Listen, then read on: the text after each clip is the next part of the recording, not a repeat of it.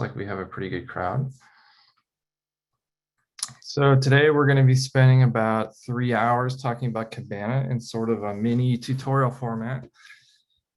In no means is this meant to be a replacement for probably a larger, more advanced tutorial that some of you may have participated in, things like Cocos, but it should give you an overview of what we've been up to, what sort of things are in the library, and some examples of applications that are using the library to give you some context in terms of how these things are used in practice.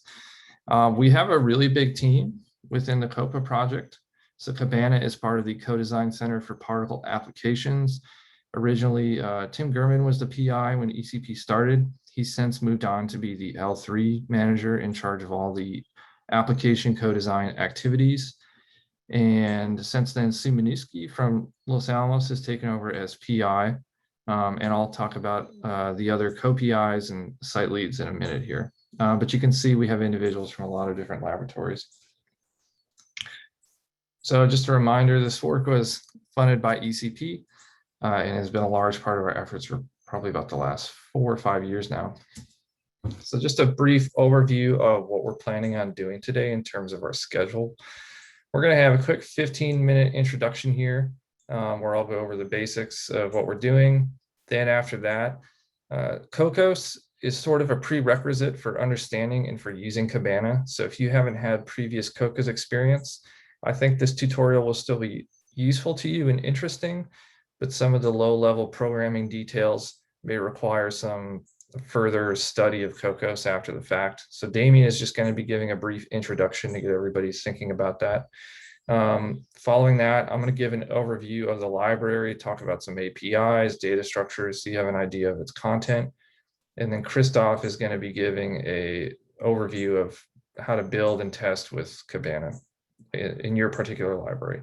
Then we'll have a break, and after that, we're going to spend an hour and a half talking about proxy applications throughout ECP, and then also a production application. And then we'll kind of save ourselves half an hour if needed. So just to introduce things here.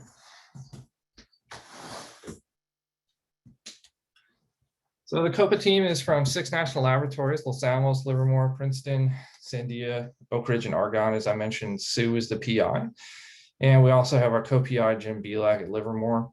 C.S. Chang is leading efforts at Princeton, Plasma Physics Lab, Salman Habib at Argonne. We have Steve Plimpton at Sandia, and I'm the site lead for Oak Ridge. So when we kind of started on this co-design effort, we had a broad view of what we thought particle applications were like within the exascale computing project, but it was really our responsibility to take those, break them down into their constitutive algorithmic components, and look at how we could improve those individually, think about working with vendors, how do we build libraries, and ultimately, how do we impact the applications. So we spent a lot of time looking at the different types of algorithms we had, the hardware we were going to need to use, what sort of software technology existed, and then broke that down into the types of data structures one would need to implement, how scalable different algorithms might be, both from a parallelism point of view, but also from an algorithmic point of view, and looked at ways in which we could be most impactful in our base partner applications, which I'll summarize here in a minute. We've really tried to emphasize thinking about best practices in software development. What does it mean to be portable and performant in today's Department of Energy view of high performance computing, and how we're getting different architectures on the floor throughout the different national laboratories. And so CoPA, the CoDesign Center, was really meant to bring all these pieces together and think about this, and really put together different software platforms that we could apply to these different architectures. And so there's sort of 2 things that came out of that. The first was building software tools, and the second was demonstrating them in the context of proxy applications, such that they maybe serve as an example of deploying them within the larger framework of applications in ECP. So this is just sort of, I think, a good cartoon view that others have made of particle applications with ECP. And we're really thinking about 3 within the CoPA project. And I will admit there are other types of particle applications within ECP. One very specific one that comes to mind is the SMR application, which is using neutron transport to study fission reactors in the nuclear energy fleet in the United States. But these three we're looking at in particular, we're thinking about both classical and quantum molecular dynamics. We're thinking about gravitation or Coulomb n-body type solvers for cosmology problems, and then particle and cell codes. And so sort of more specifically what the production application partners are within CoPA, the EXALT project is on the molecular dynamics side, and that includes LAMPS and the Latte QMD code. On the cosmology side, there is the HACK n-body code let out of argon. And then in terms of particle and cell, we have two different applications. We have a fusion particle and cell application, and then we also have a material point method as part of the XAM project. So next, I'd like to go into each of those in just a little bit of detail to give you an idea of sort of what particles mean inside of those applications. And I also would like to note that there are other applications within ECP, like I mentioned. So we have Pele is using combustion and spray. The individuals working on AMRX and other applications are thinking about particles in that context. Also MFIX, which is out of the National Energy Transportation Laboratory. WarpX is an accelerator code. And then there's other applications at LANL. And these are individuals with whom we also work with. And so we're trying to support those in ways that make sense throughout ECP. So thinking about particles, particularly in our core partner applications. So first thinking about ExaSky, which is the HACK code. Here really the application is how are we thinking about the cosmological structure formation on large scales in the expanding universe. And so thinking about particles, there are tracer particles, sort of purely Lagrangian entities, which are advected around for studying the phase space. There's a particle grid component. So there's particle interpolation two-way grid, which allows for things like FFTs to be used for long-range solvers of gravitational force. They also have particle-particle interactions, not unlike one might see sort of in a molecular dynamics method, thinking about things sort of like SPH in that context, and then doing all kinds of data analytics on particles. So this application really has all of the hallmarks of particle application from an algorithmic point of view. Additionally, thinking about EXALT, the materials project, and in particular LAMPS in the case of Cabana. Their goal here is to use tools like molecular dynamics to model materials and fission and fusion reactors. LAMPS in terms of the MD part of it, DFT in terms of the Latte codes. Also thinking about, ITER, the fusion experiment being built in Europe right now. And so here again, there are things like particle-particle interactions with neighbor lists. There's communication of particles across scales. There's potentially long-range solvers where there's a particle grid deposition part and then using FFTs in that context, very similar to the cosmology code. Next is a particle and cell application, WDM app. So this is looking at particularly the plasma within inside of fusion tokamaks. And here particle and cell is referring to techniques for actually solving for the state of the plasma. So XGC is the code that we're supporting out of Princeton. And in here, they're thinking about using XGC on the edge, which is coupled to a code called GENE for the core of the plasma. And again, here you have particle grid interpolation, you have long-range solvers, you have advection, where particles are moving around, and you also have a communication component. And then finally, within the XAM project, we're using the material point method for simulations of 3D printing with metals or additive manufacturing. So here, what we care more about is free surface physics, understanding large deformations and phase changes, and using a continuum mechanics type of particle and cell formulation called the material point method. And here, the hallmark of particle algorithm elements include particle and grid interpolation, particle advection, communication of particles, creating particles inside of complex geometries, depositing them to curvilinear meshes, and then doing things like building level sets and redistancing from the particle data to describe material interfaces. So sort of what we did in CoPA then is we sat down and said, okay, well, collectively, what do all these things mean? And Tim may have, I think I should give Tim credit for creating this slide, but the idea was, what are the different motifs from an algorithmic point of view that cut across these different applications, which I just described?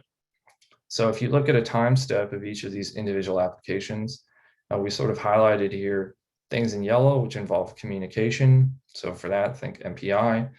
Things in blue, which involve memory or flop kernels. So think about compute and threading. So most of these applications involve things like Halo exchanges. There's neighbor lists in here. Most of them have some sort of integration in a short range solver or maybe a long range solver. There's sorting inside of these. And so collectively, if you could abstract some of these things, at a minimum, we could make an impact here in terms of algorithmic research and improving performance, thinking about performance portability, and building up concepts that people can then deploy in their codes. And then in addition, we can take a stab at trying to actually make a library which implements some of these things and use that in practice. So then we arrive at Cabana, which is sort of our realization of these different motifs in a library form. So think about Cabana as a software library which one can use in practice for building particle-based algorithmic applications for exascale machines. Inside of this library, which we'll talk about, there are things like data structures and algorithms that are implemented with our data structures. We depend directly on Cocos. So I mentioned Cocos earlier. We view Cabana as an extension and a tool which builds on top of Cocos and exposes Cocos to the user. So we don't hide that from people. So it's important to understand what Cocos is and what Cocos does. And you can find Cabana on GitHub right now. It's open source distributed. And so like I mentioned, we try and do a couple of things with this. Serve as a tool for algorithmic research. So we're able to actually build up kernels, get on the hardware, analyze their performance, make improvements. We've also been able to directly interact with the vendors, so provide them with kernels and proxy applications, which then we can incorporate performance changes, or likewise, we can talk to the vendors about compiler improvements and our performance improvements. Structurally, some of these best practices have been able to be translated into the ECP applications themselves. So I mentioned working with the AMRX team. We've been able to have a really good relationship of sharing algorithmic information between the two codes and allowing us to kind of reap the benefits of both of our research. I'll talk about, again, some proxy applications that we've been developing, and then finally thinking about how do we integrate with full ECP apps. So sort of the main idea here is that we took all of these CoDesign motifs, which I showed on the previous slide. Starting in FY18, we set forth a requirements document that sort of laid the baseline for what would be in the library. And sort of ever since then, we've been marching forward with trying to realize this in practice. So thinking about back in that previous slide, what happens inside of different time steps in a particle application. Now we can really highlight what actually is in the library.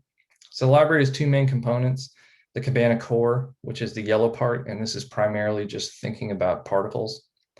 And then you have Kahita, which is another package within the Cabana library, which deals with grids, and in particular structured grids, and thinking about how particles interact with grids in terms of communication, interpolation, long-range solvers, etc. And so you can see how some of these things are related. Both of them have some concept of Halo exchange, although Cabana operates on particles in the core and grid data in Kahita, while others are purely related to particle data and others purely related to grids. And I will note that over on the right here, I've grayed out the quantum. That's really in the realm of Progress BML, which is a set of tools also developed by CoPA specifically for those types of applications that you should also check out. So in terms of software stack, when we think about how we're composing this and preparing for exascale applications to run on new hardware, thinking about the different types of hardware we have available, we have currently Summit at Oak Ridge, and we have the Livermore machine with a nearly identical architecture, and there the accelerators are NVIDIA based. So we have to have CUDA support. In addition, Perlmutter coming online at Berkeley is also NVIDIA based, and so we have to have CUDA support. If we think about Aurora being built at Argonne, that's Intel based, and so we have to have something like OpenMP Target or SYCL to support doing accelerator calculations there. And then Frontier, which is coming to Oak Ridge soon, as well as the Livermore architecture, are going to be based on AMD. And so we have to have HIP support. And so whatever we do, if we want to support individuals to write applications for all of those machines, we have to have the ability to write code in each of those infrastructures. And so we do that with Cocos. Essentially, we code 90% of our application, 95% of our application to this one single programming model. And then occasionally we may specialize to the sub-programming models for performance reasons. But for the most part, we write our code in Cocos. And then the compiler takes care of generating the CUDA code, the OpenMP code, the HIP code, et cetera for us. On top of that, then we also leverage tools like MPI. We leverage tools like ArborX, which is an open source Cocos-based search tree code, which is also on GitHub. We're also building on solver technology within ECP, things like Hefty for fast Fourier transforms, Hyper, which is a sparse linear algebra library developed by Livermore. And then on top of that, we have Cabana, which links into all of these things. And then on that, we have tools like Cabana MD, which is a proxy for molecular dynamics, which Sam Reeve will be talking about at the end of the tutorial. Cabana PIC, which is being developed at Los Alamos. XMPM, which is our NPM proxy, which I'll talk about later. And then XGC and other tools. And in particular, XGC, Aaron Scheinberg from Princeton will be talking about that at the end of the tutorial. So finally, just to sort of close out our introduction, how should you communicate with us? GitHub is a great place, making issues and pull requests for Cabana. I like to think that we're pretty responsive to user questions and requests. And also we have fielded pull requests from outside developers, which we always like. In addition, you can request access to our Slack, and we'll gladly add you. And that can be a really easy way to have good discussion about Cabana. Email, you can email me, and then depending on the topic, I can forward that to the correct individual to discuss further. And then also we have some examples and tutorials in the source code, some of which we're going to go over today. And also we are always working on our wiki to try and make it more useful. So that closes out this particular section. So next we're going to have Damian Lebrun-Grandier from Oak Ridge, who is going to be speaking about Cocos, just to give you an overview of what's going on there. So Damian, do you want to take over? Yep, give me a second. And in the meantime, by the way, we'll be keeping an eye on the chat for applications or questions or library questions. Sam, thanks for responding. And in addition, if you want to send emails, I don't know if there's a raise hand option, but those types of things, or feel free to just speak up. It's important, I think, to have a discussion during this type of thing. So, all right, I can see your slides, Damian. Okay, cool. Do you want me to start right now? Do you want to take a minute? Yeah, you can get started. Okay. Hi, I'm Damian Lebrun-Grandier, and I'm going to give you just a quick overview of Cocos and the key abstraction it provides and how it's used in Cabana. So this is not a Cocos tutorial.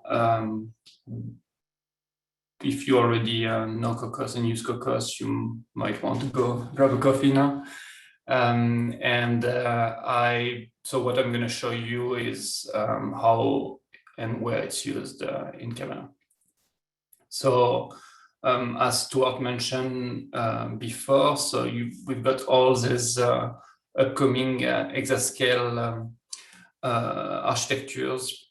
So Frontier is of particular interest for us, is also Aurora. So Cocos is really what makes, so if you want to be able to have a single source of code, not have to use vendor-specific jargon to target all these systems, you can use Cocos. So at the bottom here, you have all these abstract that represent all the machine that you might be targeting, and at the center, so you have Cocos core that provide abstraction for parallel execution and for your data as well. And on top of that, we've got all this ecosystem that's built So Cocos kernels is what provide you graph algorithms and some linear algebra kernels. You've got the remote spaces, I won't speak too much about. So you could see Cabana as some kind of extension that gravitates somewhere around there. So in Sandia, they've got Trinos, so Cocos is deeply embedded in Trinos. It's one of the package of Trinos, and all the science application are gonna be built on top of that. So one of the really great thing about Cocos is the tooling that come with it. I won't get too much, I won't get at all in detail, but it's something you should, if you're not using Cocos now, you should look into that. So Cocos has hooks for instrumentation. So that's Cocos tooling here. And as part of ECP, we really put an emphasis on supporting application. So here, just to give you an overview, so Cocos is really grew beyond from, it was started in, I think, around 2012 maybe in Sandia. It really grew beyond that. Now it's really a multi-institutional effort. We've got a team in Oak Ridge. There are developers at Argonne, at NERSC, Los Alamos, and at the Swiss Supercomputing Center. That's all. So we are available on, so all the development is public, or the activity you can follow on GitHub. So our organization is a Cocos organization on GitHub. We've got a pretty extensive amount of teaching material that I invite you to go look at if you really want to learn Cocos. So we recorded last summer a lecture series. So we've got 8-hour long a session that would teach you how to use Cocos. We've got a pretty decent wiki, and we have a Slack organization that you're welcome to join, and there are already between 500 and 600 members, and that's where people can reach us if they have questions. So if you need more information about Cocos, I'm gonna invite you to go refer to this. So this slide actually contains all the important abstraction, and all I want you to really take away from my talk is captured in this slide. So Cocos provides you two things. It provides you some abstraction for your data structure. So one of the key abstractions that you learn very quickly when you learn how to use Cocos is called a view. It's an abstraction for a multidimensional array, which is things I'm sure your code base are using. So Cabana built some other data structure I'll tell you about in a minute on top of these views. And so Cocos has the concept of memory space, so it tells you where the memory lives. So the memory space is an important thing. And so, for instance, if you are targeting, say, a summit, so we have the CUDA space that describes that your data lives on the GPU. And so we have, so the memory space is really what says whether it's on the host, on the device, and we have different flavors depending on different backend. Then there is a concept of memory layout that describe how your memory is laid out on the, so I won't get too deep into details. So Cabana is taking care of this for you, just like Cocos. We have sensible defaults, so we do the right thing for you, but you can have some fine-grained control if you need to. So it's something that if you really interested, you will have to dig more, but I won't cover it too much. And then the memory traits, we're gonna briefly discuss it in Cabana. So there's stuff like you can state your intent of how you're gonna access the data, but the important part that you're gonna see in Cabana is more whether the data is being managed by Cocos or by you, and it's more an interoperability concern, and I'll tell you a bit more in a bit. So here were all these important concepts for that, for the data and for the parallel execution. So the same way we had the memory space, now we have an execution space, and you could see the execution space as a token for your execution resources. So you specify where you would like to execute your code. Okay? So for instance, if you're on Summit, you could give me a CUDA execution space instance that may contain a stream, for instance. So it describes what resources we should be using to execute your code. So it has a notion of patterns. So Cocos provide you with some abstraction to do parallel for, so to loop over all your data, to do some reduction or scans. You will see that Cabana has some extension of the parallel for to loop over the neighbors of some particles. And then there is a concept of execution policy. So for instance, range policy describe the bounds of your iteration. So the really important concept here are execution space and memory space. And so now what I'm going to do is I'm going to go over some of the abstractions that Cabana provides, and I'm going to show you how this concept show.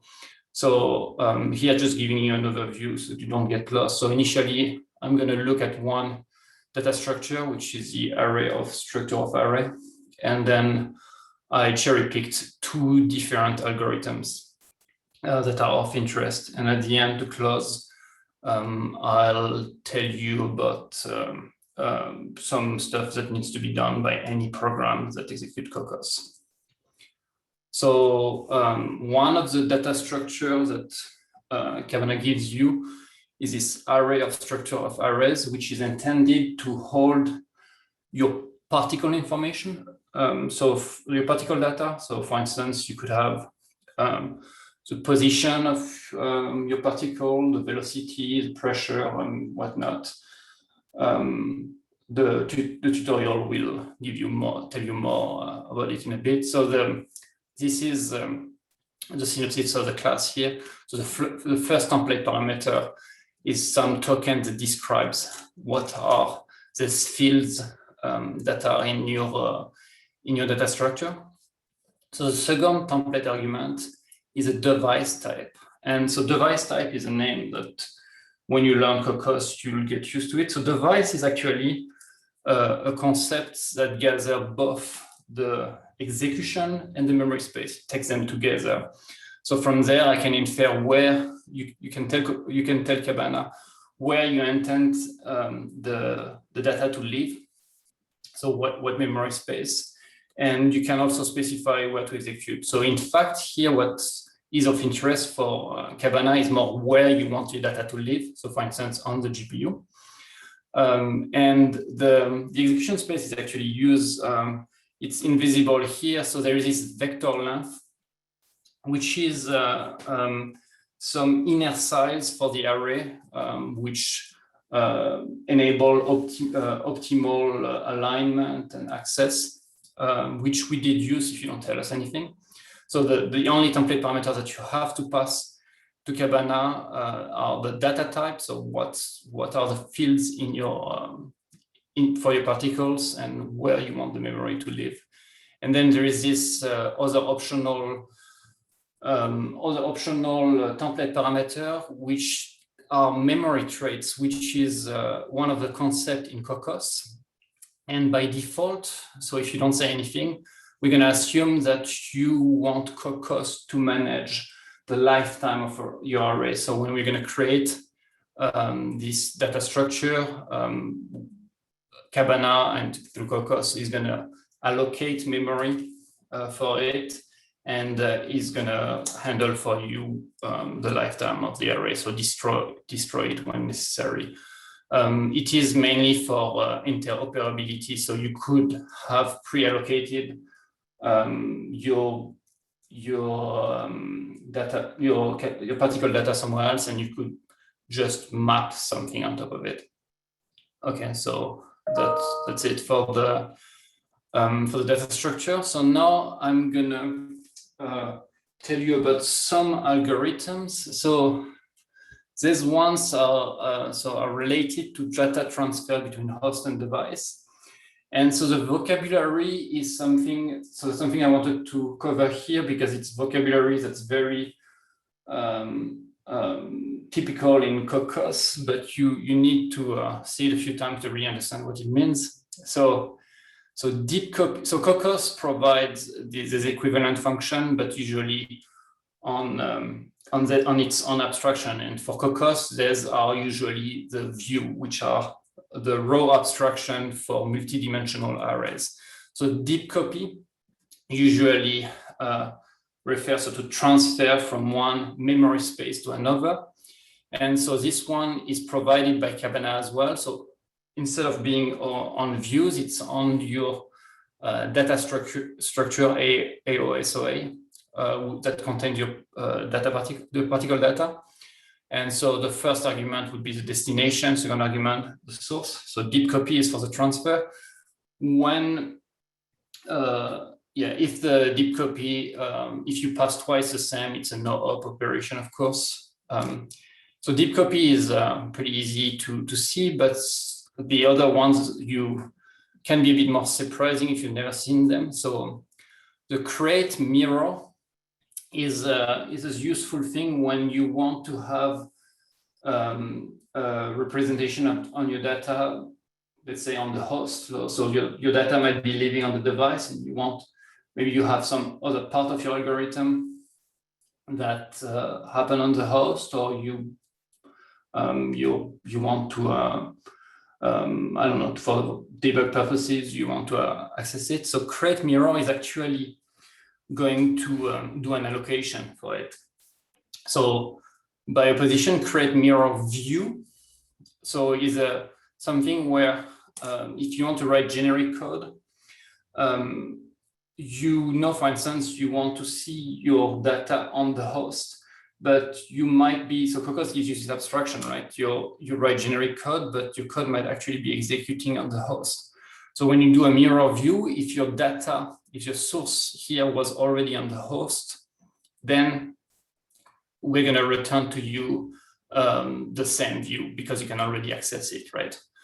And the last one, create mirror view and copy, it's handy because most of the time you might actually creating this mirror because you want to be able to see the data. So it explicitly calls a copy afterwards. So again, mirror means that you explicitly want a new allocation, and mirror view, if possible, if the view is already accessible, it's not going to do anything. Okay, so these are important concepts that you get very quickly familiar with when you use Cocos, but they might be surprising, this vocabulary, when you've never seen it. And now is another type of algorithm that you're going to see later in the tutorial, which is related to looping over all your particles or the neighbors. And so Cabana provides these two algorithms, and I won't get too much into detail of how it's implemented and how you use it. That will be covered later. What I want to show you where are the Cocos concept in it. So the first one, the parallel for, the first argument and the first template parameter is a range policy. So it's an execution policy, which in Cocos, here, I don't know if you see my mouse. The Cocos abstraction for this execution policy, you just really define the 1D iteration range. So it gives you a begin and an end. So in the Cabana use of it is usually an iteration over all the particles. So you're going to start at 0 and have the number of particles there. And so the range policy actually carries information about the execution space. So meaning, remember, where to execute your code. So the second argument is a functor. So I have to assume that at least you have some experience with C++, otherwise it's going to be I'm sorry, it's going to be a rough ride today if you haven't used C++ before, but the functor, you can see it as a callable function object. And so in Cocos, you'll be able to use lambdas or what we call Cocos function. So Cocos function is really a macro that carries a proper decoration so that you can execute on the device. So you might see that this Cocos function annotating some of the function that they will show you later. And so when you want to loop over, so maybe you're trying to compute the forces on your particles. So you say how many particles you have. Here in your functor, you're going to describe how you compute your forces. Then you provide your actual list of neighbors. And then there are these two tags that just specify what neighbors you might want to be looping over and what algorithm. For our sake here, they are irrelevant. The takeaway is I want to make sure you understand the range policy carries the information of where the code is executed, and the functor tells what work to do. So that's it. And so the last thing that I wanted to cover here is that, so if you're writing code later that has Cocos, so any program that uses Cocos, a bit like with MPI, to be valid, it must contain a called Cocos initialize before any object is created or any other function is called, and it must finalize before exiting. So this is a classic problem that the beginners have, where, for instance, in your main, you're going to write Cocos initialize here and Cocos finalize, and you're going to create a view, just the next line, and then you're going to execute your code, and you're going to get an error at the end because your view is being destructed at the end after the finalize. So one way to deal with this either is you add artificially a scope, so with curly braces, or you can use this Cocos scope guard, which guards the execution environment for you. So basically, when you at the end here at the curly brace at the end of the scope, at the very end, the destructor is being called, which will finalize Cocos for you and release all the internal data structure from Cocos that you don't really need to know about. So if you're using MPI, typically you're gonna initialize MPI and write then initialize Cocos.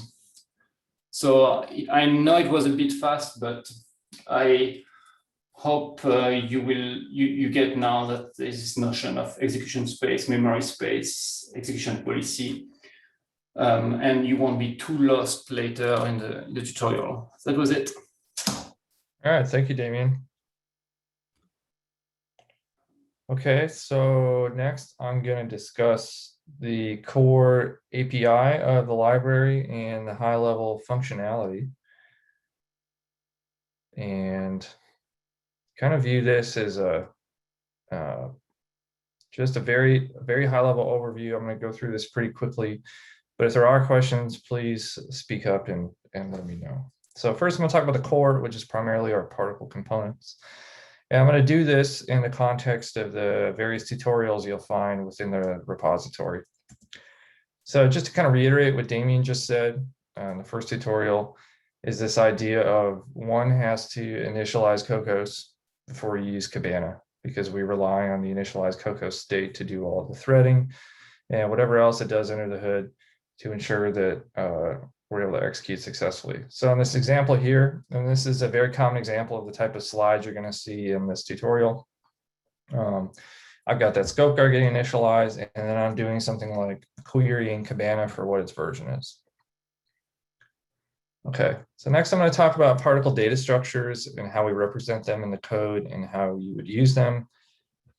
So think about a particle like this cartoon here. Maybe it has some position X and has some velocity represented by some n-dimensional vector V. So if I was going to maybe think about writing this up in a computer code, I would say this is a valid representation. Maybe I want a single precision set of floats for X, Y, and Z position. Maybe I want a double precision set of doubles for the velocity, and then maybe I want to carry around some other information like a material ID. Another way to represent this, oh, that didn't carry over. Here's how I would rather write it though. I would rather write it like this on the bottom. And that is just writing everything as a tuple. So if we write things in this way, there's some very powerful things that we can do with the compiler. The first thing is I can interrogate the compiler and I can ask it how many members a particle has. So in this case, it has 3, because that's how many things are in that tuple. I can then interrogate the type of each of those members and ask what they are composed of. So I can see the first one in an array of 3 floats, the second's an array of 3 doubles, and the third is an integer. And so suddenly I'm able to write very general code. I'm able to understand what's inside of the user's data structure. And I can also make some attempt potentially at inlining this. And so the main takeaway here should be that particles are really just tuples of multidimensional data, and that's how we treat them in the library. So if you kind of continue down the path of the second tutorial, the basics of tuples, you should be thinking about them like C++ 11 tuples, in that they are really just ordered list of elements of different types. You specified a compile time. This is identical to writing a C struct, only that it can be a bit more general. One thing to note is the data that you put inside of a Cabana tuple, or the data that is represented inside of a particle in Cabana, must be of a trivial type. So what that means is it has contiguous storage, or in other words, it's trivially copyable, and it only supports static default initialization, either CV qualified or not. And so some examples of trivial types, of which you may write your own. These include scalar types like integers, doubles, floats, etc.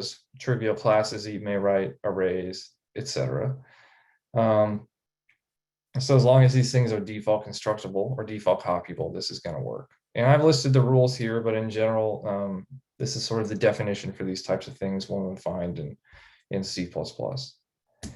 So how do you create a tuple? So the first thing that's really important is we use something called the Cabana member types class. And the Cabana member types class is really just a type holder.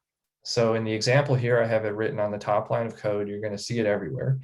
And what I'm saying here is I'm going to build a particle that has a 3x3 matrix of doubles.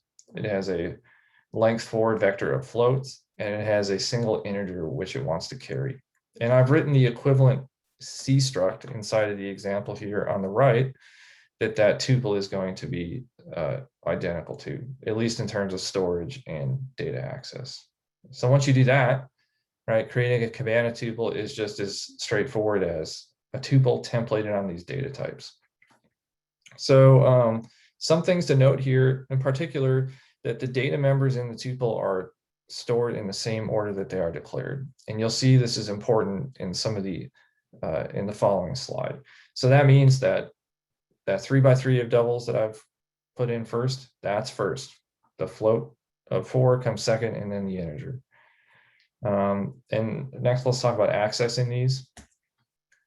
So you can read or write data from these tuples using multi-dimensional data accessors. So the idea is that if you have a tensor stored inside of a tuple, like I have in the top here, this loop over I and this loop over j, I can get the ij's component of that 3x3 tensor that we stored. So if you remember, we had that 3x3 tensor of doubles. And so we just have the classic get operator, which you would find in any standard C++ tuple. And the 0 here in terms of the get operator, so this 0 that I have listed here, specifically refers to the 0th member, that double. If I put in a 1, I get the float out. And if I put in a 2, I get the integer out. And then you're able to append the indices to access the individual components of that tuple. And so that goes back to that core concept of particles or tuples of multidimensional data. Okay, now I want to start thinking about mapping particles to hardware. So what does it mean if I have things like accelerators or vectorized architectures? So we like to think about particles in terms of SIMD units. So SIMD unit could be a warp in an NVIDIA card. It could be a CPU vector instruction. Whatever it is, I'm going to want to expand my individual data components into arrays of the size of the vector length that corresponds to that SIMD unit. So I have an example here where I've shown the original particle, and then on the right we have this SIMD particle which expands it. So take that one step further, and let's say now we want our convenient tuple syntax on top of that. And ideally, if possible, we should be deducing the size of these vector lengths based on the architecture we're using. So in Cabana, we represent this with as a struct of arrays, which is a dense data type. And it's really just groups of tuples that are expanded to be blocked by this vector length, which maps to your SIMD unit. And so all this really means is when we access that data, it adds an additional vector length to building this thing. And so again, here I'm going to build the same particle type that we did in our previous example for the tuple. Here I'm defining the same data types in the first line. In the second line now, I'm just statically creating this vector length. Let's say I know my SIMD width on my operation is 4. So then all I do to make an SOA is I say, okay, here are the data types, and here is my vector length. And it will allocate an object capable of holding that information. Some things to note here, that vector length needs to be a power of 2. If you don't have it as a power of 2, you will get a compile error. Hopefully that will be legible. And again, in these member types that we're declaring, the data types show up in the same order as they did in the tuple. So if I put in a 0, I get the double. If I put in a 1, I get the float. And if I put in a 2, I get the int. Accessing these is identical. The difference here is if I pass in the tuple, I had that ij component like I'm showing again there in the top line. But if I'm accessing an SOA, I have to also add the additional array index so I know which lane in the SIMD unit I'm accessing the data in. And so that's simply just going to be the innermost loop, which if you're kind of following along here, one can imagine putting something like a pragma SIMD on top of that loop over the index A that you're seeing in the last 3 examples there, and having that vectorize because the A index is going to be stride 1 over each of our data components in our structive arrays. And again, you know, the extra dimensional indices for accessing tensors, vectors, etc., are just tacked on to the end of that. Okay, well, let's take that one step even further. So now let's think about data layouts for multiple particles beyond just packing them into these SIMD units. So you can think about an array of structs, which is very useful when you have random access of your particle data and things are not likely going to coalesce.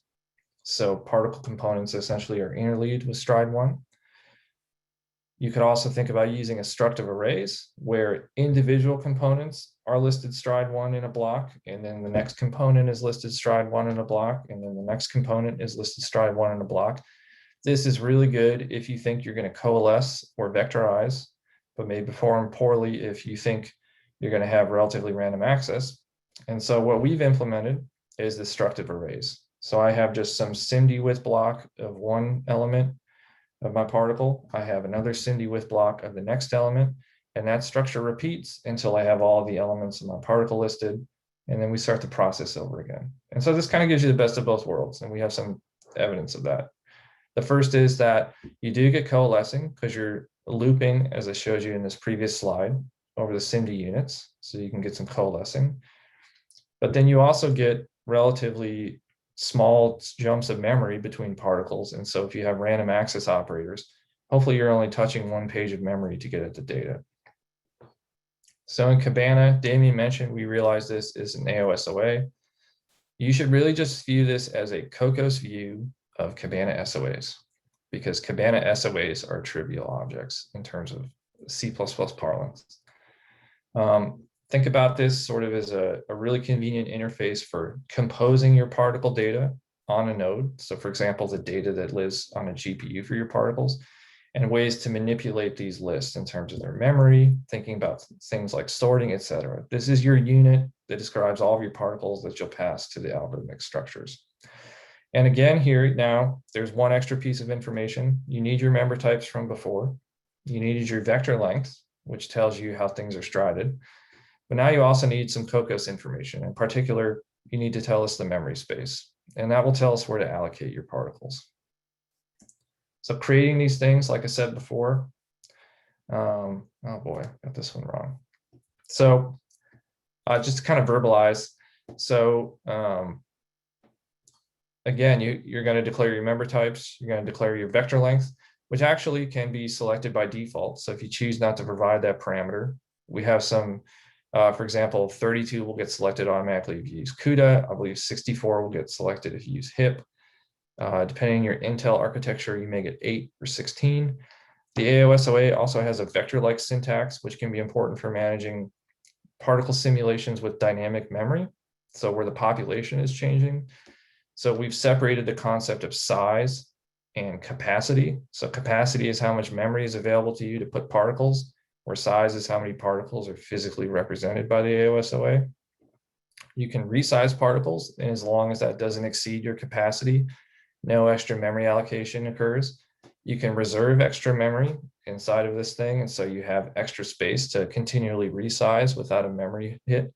And finally, you can shrink to fit. So if you think you've kept resizing and resizing and you've grown to an excessive amount of memory, shrink to fit will reclaim memory such that you only have just enough memory to store all the particles inside of the AOSOA. One thing also to note, that if the number of particles that you have doesn't evenly divide by the length of the vector unit, or in other words, there are some extra entries in the last SOA, those are simply just sitting there as padding. Okay, so accessing data,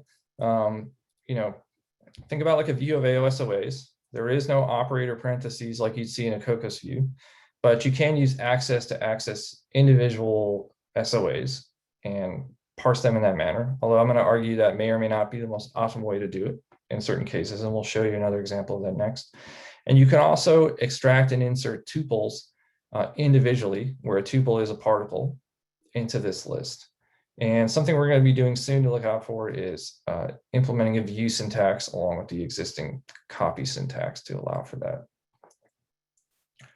Okay, so next I want to talk about accessing particle data as arrays rather than an AOSOA. So this is thinking about conceptually, how do I map AOSOA data into a more array-like form that I can use in an algorithm.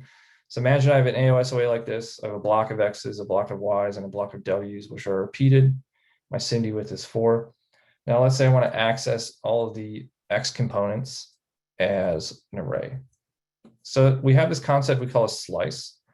And what a slice does is it wraps around the AOSOA memory, and it looks exactly like a Cocos view. And you index into it like a Cocos view. And when you touch the elements inside of that slice, you get only the things that you were asking for. So if you sliced over X, you would just get X's. If you sliced over Y, you would just get Y's. Another important thing here, Damian mentioned, is that at this moment, you can also assign memory traits. So if you, let's say, want to have random access memory traits for your slice, you put that here. If you want to have atomic access, you put that here. It will automatically do atomic operations, etc. So creating these things is pretty simple. There is a slice operator in the Cabana namespace. It's identical to the get in terms of syntax. So you just call slice, and you provide the integer corresponding to the member across which you want to slice inside of that AOSOA. You can assign these things a label, which can be really useful. One thing to note here is that slices are non-owning memory holders. And so if you're familiar with Cocos views, These things are essentially unmanaged memory. So two important things here. The first is I use auto to define usually the slice type.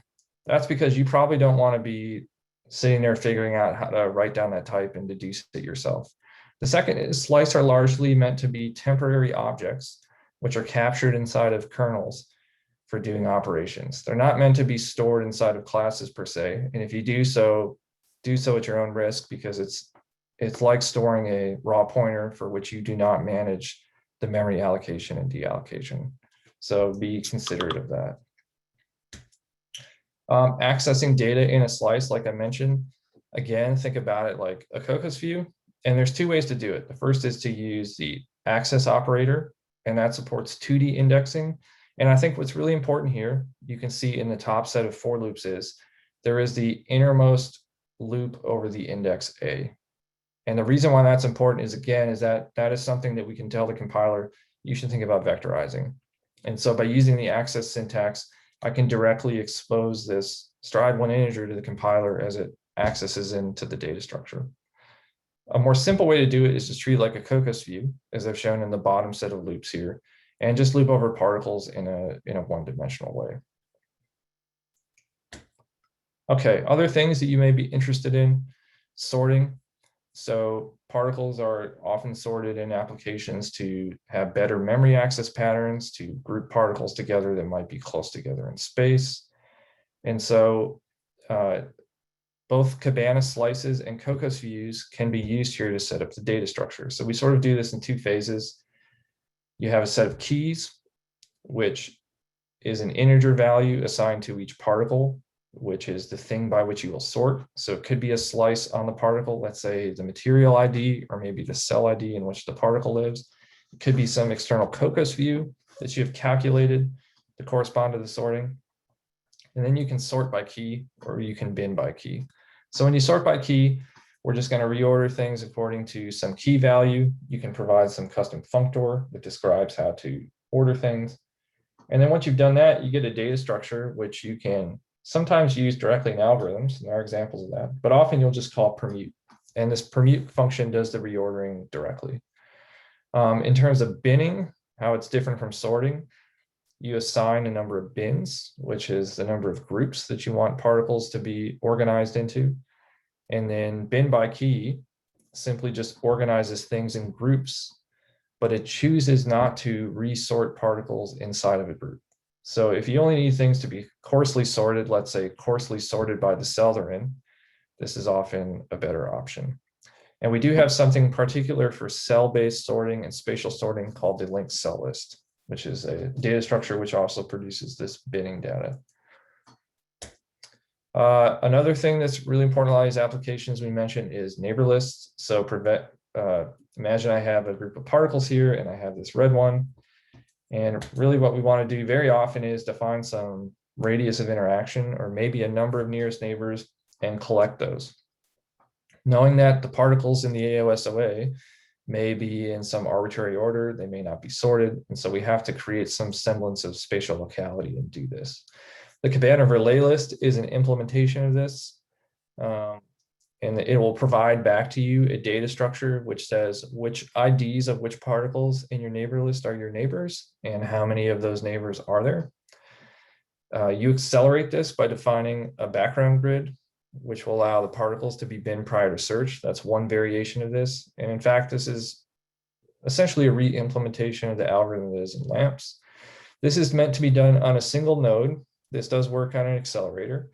And if you want to do this in a domain decomposed sense, it's meant to be used in concert with the Cabana Halo, which I will discuss soon in terms of communication. And then there's an interface which allows you to do things like change the storage. So these are full and half neighbor lists, for example. Compressed row storage or 2D storage, which can change the character of the data access patterns at potentially an increased memory cost. And then finally, I mentioned there's a LAMMPS-based algorithm, but then there's also a general tree-based algorithm with ArborX, which is the tree code I mentioned earlier. And we have some evidence that for certain classes of problems, specifically ones that have a less uniform particle density, the ArborX tree can actually improve performance quite a bit. Next, parallel looping. Damian mentioned this. So anything in Cabana that is sort of a particle-based extension of a Cocos concept often gets its own concept that lays on top of Cocos. So one thing that's really important to note for those familiar with Cocos is all the data structures I've showed you so far. I've showed you things that look like host code, but the reality is all those functions were annotated with things like Cocos inline function, which means they get annotated with the appropriate macros to allow them to be executed on device. And that means they can be used in Cocos parallel for, parallel reduce, parallel scan. I do this very often when I don't need some sort of custom particle concept, but then we have new particle concepts. So SIMD parallel for, which I'm showing an example of over on the right here.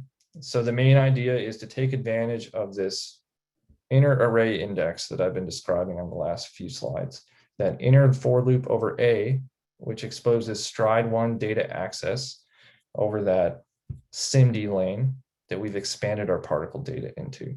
And so what we've done in Cabana is set up a new execution policy, the SIMD policy, in which you describe the vector length of that SIMD width, and you describe the execution space in which you want that kernel to execute, and how many particles you have.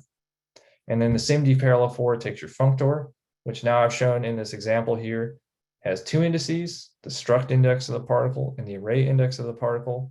And using those access operators will allow one to write vectorizable kernels, assuming you have operations which can vectorize. Other sort of parallel concepts too include the neighbor list-based structures, so looping over neighbors, reducing over neighbors, and then sort of a for each neighbor, which is an in-thread operation in which you can expose team-based parallelism. This is part of the multi-dimensional parallelism concepts in Cocos as well. Next, let's talk a bit about MPI communication. So migration or redistribution is handled by the Cabana distributor class. So imagine here that I have a group of particles and all of them are colored by the rank to which they need to be sent. So one example of doing this might be load balancing or something like that, where you need to redistribute everything. Or excuse me, let's pretend they're all colored by the rank in which they live on. So let's say I'm doing load balancing, or let's say particles are advecting and they have to be moved to a different domain in decomposition. So each of these colors is going to tell the distributor where this thing has to go.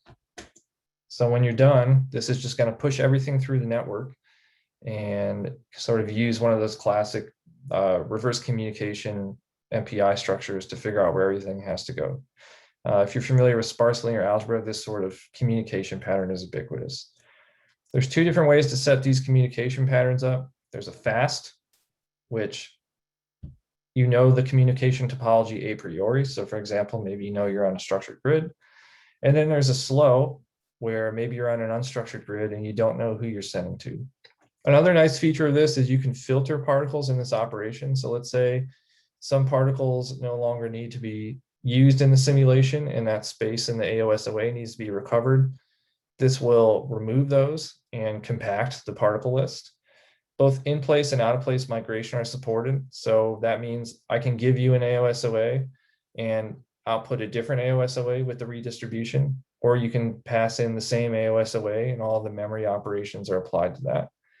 And then finally, we need to note that if you do use CUDA execution spaces and CUDA memory spaces, then when we do these operations, we expect you to give us CUDA memory, and we use GPU-aware MPI to do that communication. If you don't want to do that, you can go ahead and do CPU communication, and then you just simply have to manually copy with the Cocos deep copy or Cabana deep copy infrastructure your data to the host. Let's also talk about halo exchange. This is very common in codes like molecular dynamics. So the idea here is I have in my picture, my particles now are colored by the MPI rank they're on, red on the left, yellow on the right. And now let's say I'm doing some neighbor operations. So I draw some circles representing my radius around all my yellow particles. And whatever particles are inside of those radii are the particles I need for force calculations in a molecular dynamics simulation. And so what's going to happen here is I need to grab those red particles that I've highlighted from the other processor, and bring over their coordinates. I might need to bring over material information, etc. So what the Cabana Halo allows you to do is to gather data from these ghosted distributions onto your rank so that you can use them in local operations. And if necessary, if you need to do some operations on some ghosts locally, it allows you to scatter them back to their owning nodes and resolve collisions through summations, for example. Again, you have these slow and fast create operations, but here only in-place Halo exchanges are supported. And another important feature here is we have gone the route of fusing the buffer packing when it comes to MPI, which does reduce the number of kernel launches when you do these types of operations. Okay, so now I'm very briefly going to overview Kahita, which is the grid part of the library. In Kahita, we have a very basic structured grid concept. So we have cells, faces, edges, and nodes, all of which get defined as type tags. And so we use a lot of metaprogramming concepts in Kahita in attempts to inline everything and provide basically function overload interfaces on these different entity types. Another thing you're going to see throughout the tutorial here are the this dim-I, dim-j, dim-k. It really just represents the different logical dimensions of space, and we've enumerated them for the purposes of code readability. So the mesh in Kahita is very simple. Like I said, it's structured.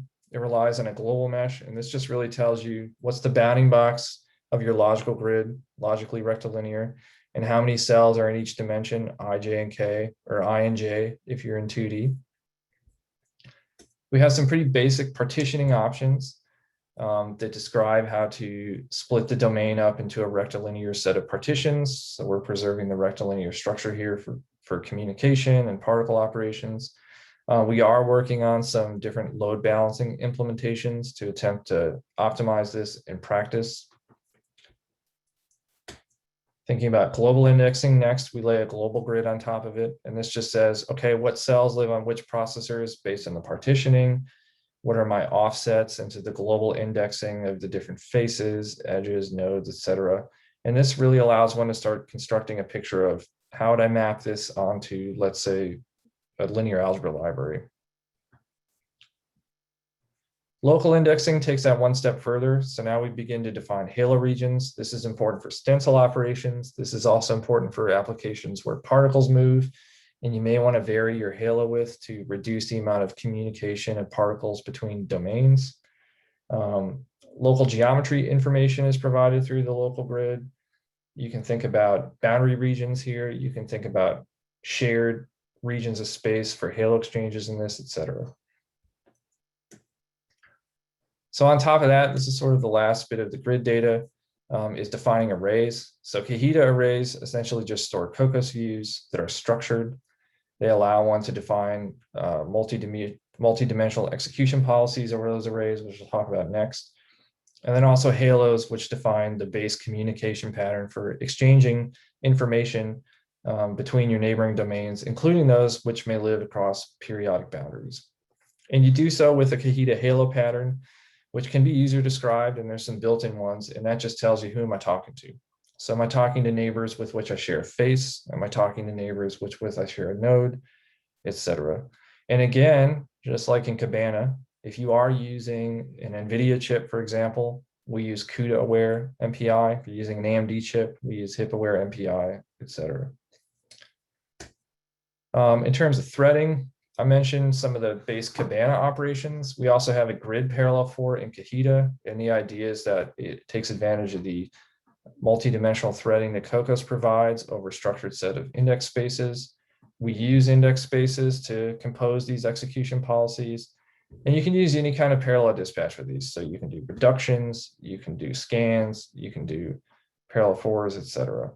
And so the main thing is when you write functors, that the dimensionality of that functor has to match the dimensionality of that index space. So I've shown an example here where, let's say I wrote an incompressible fluid code and I just calculated the pressure or the pressure gradient, and I want to update my velocity.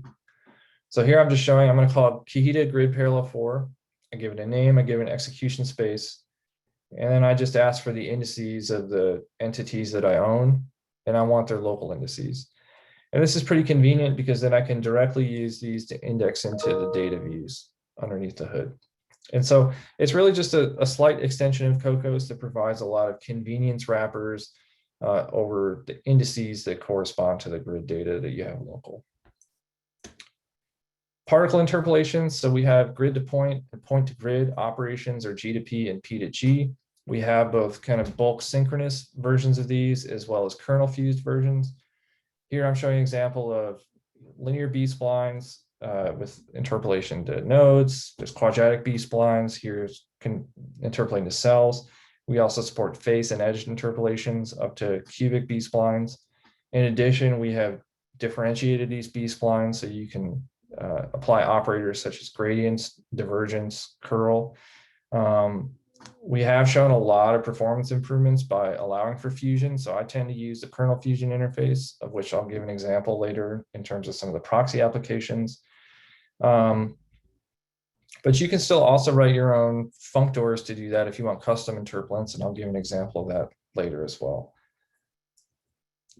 So finally here, just to close on Kahita long-range solvers. So our structured grid interface really directly maps onto the hyper-structured grid linear solvers. So you have access to preconditioners like conjugate gradient, Krylov solvers, GMRes, BiCG stab, Jacobi methods, as well as their algebraic multigrid methods for structured grids. Hyper also supports CUDA in our execution space. Type basically just triggers the right implementation of that. In addition, we have recently added fast Fourier transform capability. And so we've mapped again our structured grid interface onto Hefty, which is out of the University of Tennessee. So with that, I'm going to stop and I'm going to see if there's any questions. Nope. So I'm going to pass the baton on to Christoph, who's going to talk about using Cabana in terms of building and linking in applications.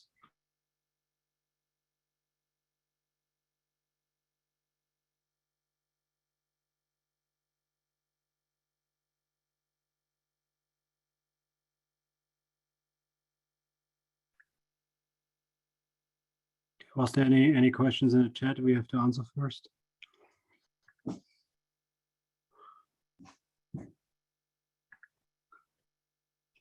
It doesn't look like it. Okay. Should I go? There's a couple of questions now. I don't know if you want to answer those first, Stuart. I'm gonna type in there. Sounds good. Okay. So I will go. So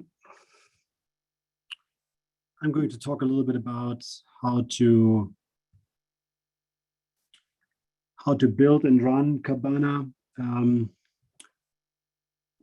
This is like a relatively short presentation, but it's only me and this presentation between you and the break. So let's go through this.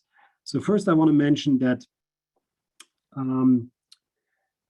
as most of the ECP codes, we have integrated with spec, which has the big advantage that you can pretty much get the whole stack, which is under the hood of Cabana, with like one command. So if you have used spec before, right, you just clone spec, you set up the environment, and you just install Cabana, and that will give you like whatever spec things that are the most reasonable faults, which isn't always, let's say, the best option. So when you have a look at spec info Cabana, you will basically see there's a bunch of options you can explicitly enable or disable.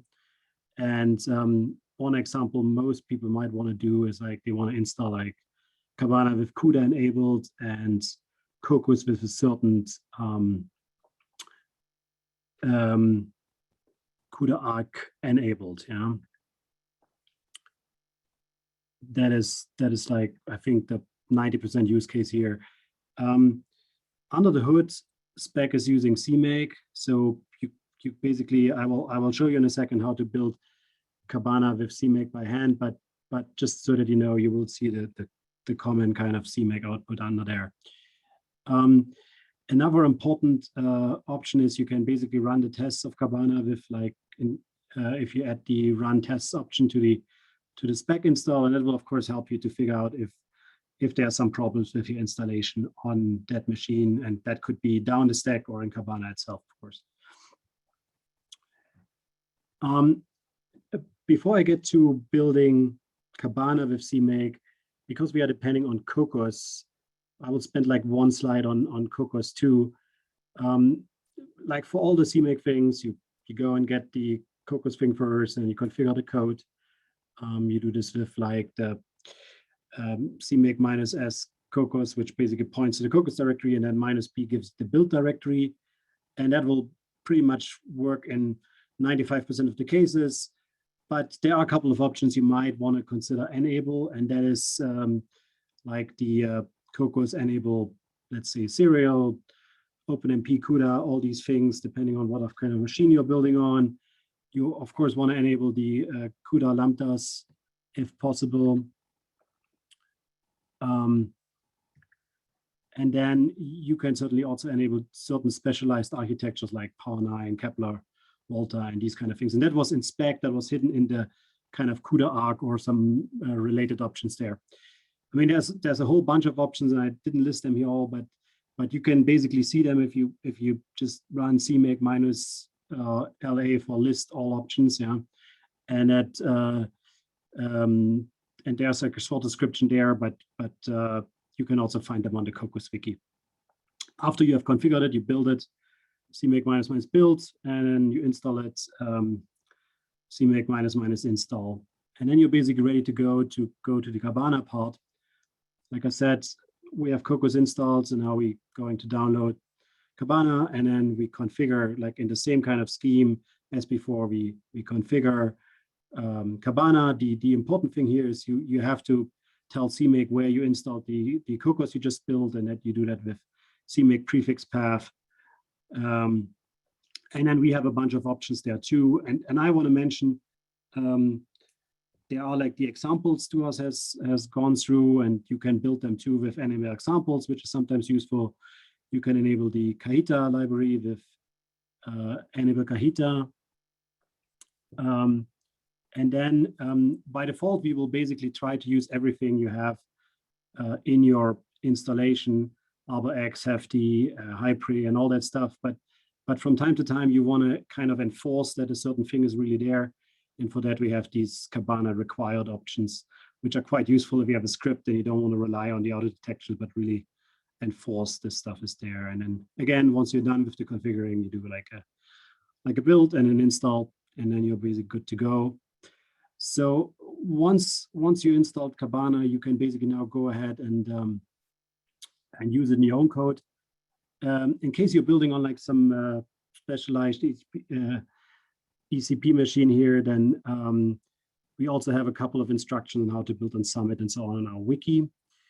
But once you're basically at that point, you now it goes to your own code. If you're using CMake for your code, that's great, because then you can just add like find package Cabana in there, and then link your target against the Cabana core target, include the header, and you're pretty much good to go.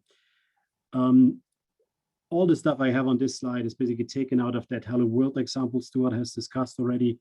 And you can basically take that CMake list file and just use it.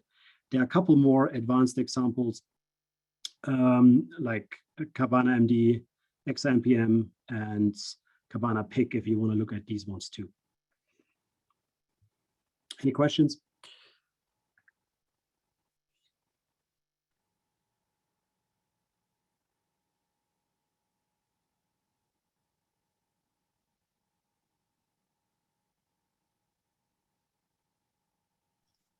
Cool. Is that it, Christoph? Yeah, that's it from my side. So, yep. Excellent. All right, so let's do the following. We are at our halftime, so let us take a 15-minute break. I'll try and hang around here and answer any questions or anything anybody wants, but otherwise we will reconvene in 15 minutes and talk about proxy applications. Thanks.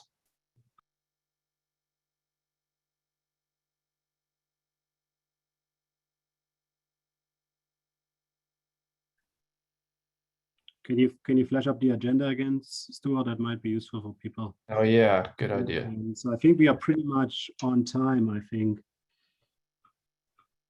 Miraculously, yeah. Oh.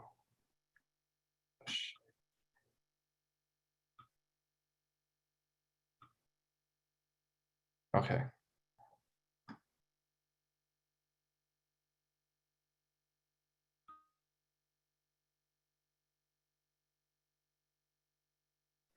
Can I ask a question verbally? It's Sean Detrick here. Yes, you may. Yeah, just to reiterate one of my chat box questions. So you have you have array of structured arrays. Oh, somebody's answering it. Oh yeah, that was me. But I thank you. talk about it. Yeah. Well, you have my question. Okay, but I don't understand your answer. I guess your written answer. Yeah, Is it straightforward to do? So yeah, basically you can do a couple different things. So one way to do it, I typically, like when I write an IO interface for this, the first thing you usually need is the, on a per MPI rank basis, the coordinates of the particles for whatever particle data structure you're writing to. And then I pass in a variadic list of slices of particle data that I want to write to the output. So I can choose what I want to write and what I don't want to write.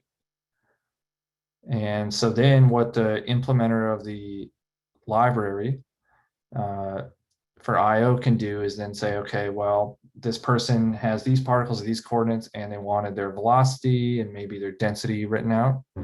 And by passing in the slices, you're able to interrogate, is this a scalar? Is this a vector? Is this a tensor?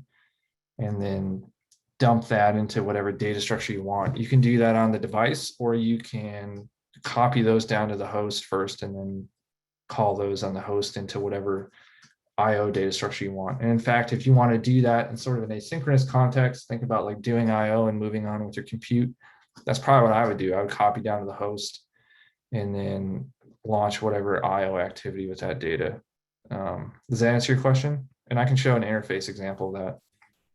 Yeah, that does answer my question, and I would like to see an example. I would also copy the host, but only because I don't know how to do anything else. But if that's a good solution.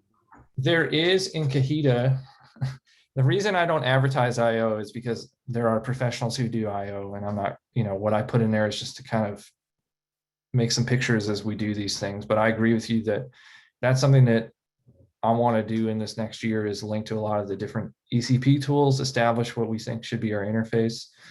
And so there's two examples, one which does it with the host and one which does it with the device. So let me stop this share. Let me go on to this one. Okay.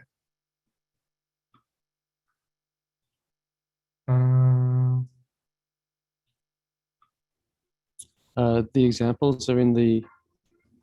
Yeah, but I'm actually going to show you some code. Excellent. So, okay. Can you see this okay? Do you need it bigger? That's fine. Got my glasses on. Thanks. Let me do this for the. Okay, so I'm going to go into this Cabana. So I'm going to Kahita. I'm going to source. So visit, and pair of you reads this too, have something called a brick of values. And that's a very primitive way to write output. And I will warn everybody, this is not scalable in MPI because we ran it on a lot of Summit and it didn't work that well. And I know there are people who can do this better. But I think this serves as an example of how one might want to write this. So what this does is it uses MPI subarrays and MPI-IO. And basically, the syntax I wanted was for the grid arrays, right? And I could even take a list of them, but what's the time step index? What time is it? Here's my Kahita array. And there's a Boolean here, whether or not I have to gather in parallel for ghost nodes and things like that. But this is pretty basic in that this directly uses CUDA aware MPI to write to the file.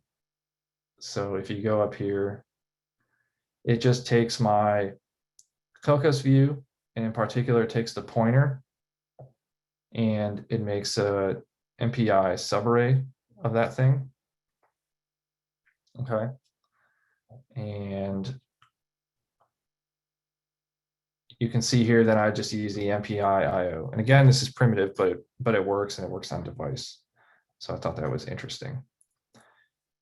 Probably the better example. So there is a library which we are writing called Picasso, which is a library for block structured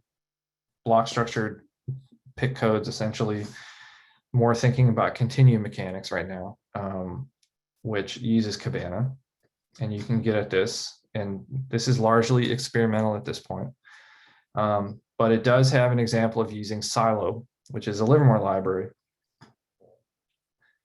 And so there's the Silo particle writer. And the way that I did this was I want to more talk about the interface. So again, I write a time step.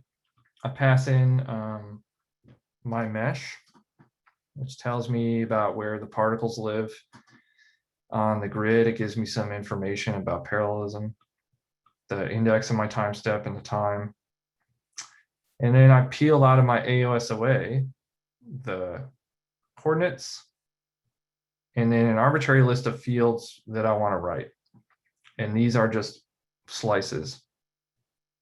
So I use variadics extensively to allow me to write interfaces that sort of let me arbitrarily tack on a number of arguments. So again, here I used, unoptimal poor man's parallel IO, but it sort of gets the point across. Can I ask, variadics means having those 3 dots there? That's an extensible. That's right. Yeah, okay, thanks. So it's an arbitrary list of slices. So here you can see I have a write function, and I applied the 3 dots, and it says, okay, expand this into a list of things. So now when I go to that implementation, again, I have my list of fields here, and there's just a list of these things. And again, you just sort of follow the variadic path. And so there's a lot of meta programming here, but it basically peels off each one of those things in that variadic list one by one and passes them down into the IO tool. But I bet there's way more ways to do this efficiently. There's probably ways in which you can, for massive numbers of particles, think about how to down filter them to only the ones that are maybe useful for the analysis that you want to do. If we have trillions of particles or something like that globally in a simulation, it may be useful to think about doing something like that. Yeah, okay, thank you. That's very helpful. It's when trying to use something kind of to sandbox and see if it makes sense to use, then it's very helpful to have IO from the beginning. And I had this is a helpful demo. Yeah, you're welcome. We have a paper upcoming at IPDPS where an individual at the University of Utah took this code that I'm showing you here and turned that into a link to their IO library.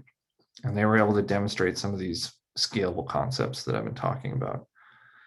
So again, yeah, that was sort of their sandbox. Are you working on IO? No, I mess around with pick codes, but I have a thrust code which would fit neatly to be kind of refactored into Cabana, I thought, but I don't know how to actually look at the result. That's why I'm looking for IO. Yeah, so the grid stuff is living in there, and then you're right. Maybe it should be on our to-do list to take this code I'm showing you here and at least put it into Cabana as an example of how one might do that, and perhaps entice other groups to do pull requests to add their own hooks. Okay, thank you. Appreciate it.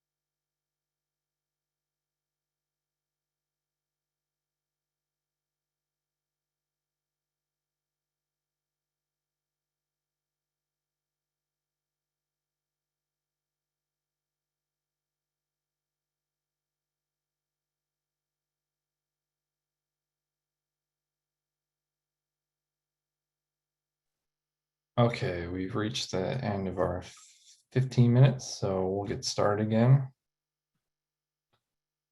So next, we're going to talk about proxy applications. So I'm going to speak first about XNPM, which is the proxy application for the material point method, which is being developed in the XAM project.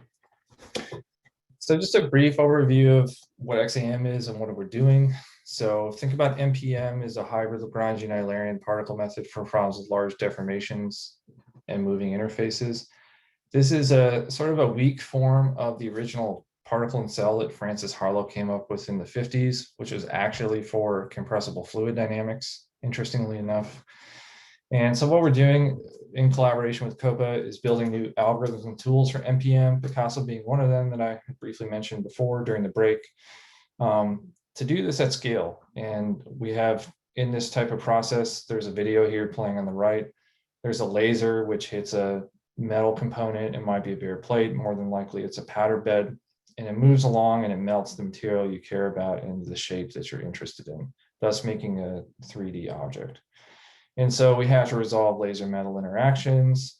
We have to resolve phase change. We have to resolve the solidification. We have to resolve what happens when the surface depresses. You can see in the video, the laser pushes on the surface. There's a surface tension that is in the molten metal, which causes something called Marangoni flow, which induces circulation and further increases that depression and the heat transfer. And we need to do so on relatively small space and time scales. So on the order of microns and on the order of microseconds. So we've done a lot of algorithmic development here. There's some examples of the literature I can pass on to those who are interested.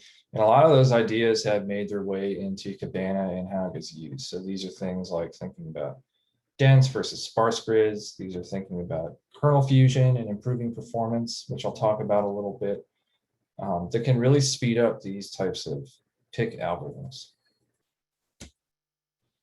We are also experimentally validating this activity. And so I'm showing here on the left using the advanced photon source through a collaboration with the University of Tennessee, where we're actually getting X-ray videography of what's happening when the laser and the metal interacts. And this is really useful both in terms of giving us some confidence in the application code, but sort of by proxy, it gives us a bit of confidence in what tools like Cabana are doing when they're being used to implement these things. So what is XNPM then? XNPM is a proxy, and you will find it inside of the ECP CoPA organization on GitHub, in which the Cabana repo also lives. And the idea is that it really directly mimics pretty closely what we're doing in the production NPM app in XAM. And it's letting us add new algorithms. We're thinking about sparse grids and communication, halo exchange and overlap. You know, how are we going to do the free surface tracking, the ray tracing, et cetera. I've shown here some scaling studies that Kute Chong did on the Summit machine with XNPM, and we've been really able to scale this out to the whole machine, or at least a good fraction of it here. I think I'm showing, 6,000 GPUs is about a quarter of the machine. Looking at what happens when you move particles between domains with MPI, how does that vary as a function of, the strength of the fluid flow in the problem, thinking about other types of algorithmic scaling to really see how big we can go with these types of problems. Okay, so kind of before I dig into that proxy and how we designed it, I want to outline a couple of high-level design patterns that we've sort of hit on, and I've tried to put into practice in XNPM as I think about, okay, we have Cabana, we developed it. What's the best way to use it when I start getting into an application? And so the first is separating execution and memory. And this is something that Damian hit on a little bit in terms of his Cocos discussion. I talked about it a little bit. So I want to show some code and talk through it. So imagine that we have this struct we're calling foo. And if you analyze foo, it has a couple of salient features. The first is it is storing a Cocos view that lives in some memory space, and that memory space is defined by this device template parameter. And the Cocos device says, where's my memory allocated and where am I going to do my work? So I have this view and it's allocated in the memory space. And then I have a function called do parallel work that is going to launch a Cocos parallel 4.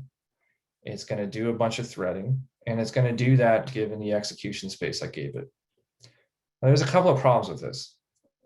The first is that I've sort of restricted myself to only using a given execution space with a given memory space, when in fact there may be multiple compatible execution and memory spaces. So for example, one could imagine with the Cocos host space, which defines memory and regular CPU RAM, I could say, okay, well, I can do serial operations on that, or I could do OpenMP on that. Or vice versa, let's say I was going to do execution on an NVIDIA GPU. I could choose to use regular CUDA allocated memory, or I could choose to use the CUDA unified virtual memory. And so it restricts me from doing that. The second is, in this function do parallel work, I have not allowed for any parallel context to be defined inside of that function. And I'll explain what I mean by that next. So here's a better way to write it. And in fact, you'll see a lot of the first one in Cabana, and we're trying to work to make a lot of it look like the second one. And I've done this in XNPM. So now instead of a device type, foo is just template on a memory space. And what that means is now I know where foo is holding on to its data that's allocating. So that's nice because the struct is really just meant to hold memory. And then when it comes time to do parallel work, the execution space template lives on do parallel work. And the reason for that is I can now pass in an instance of an execution space, which means I am passing in the context of the execution and the type of execution to the function rather than implying it when I created the data structure. And this is very powerful because in codes like Cocos, that execution space may, for example, have embedded within it a CUDA stream, which will allow me to do at least some sort of coarse-grained asynchronous execution. So the major takeaways here, one, I think this pattern maps well to the hardware design roadmap of the vendors, and it really gives us all the choices available to us to be used in our code in terms of mapping to a heterogeneous machine.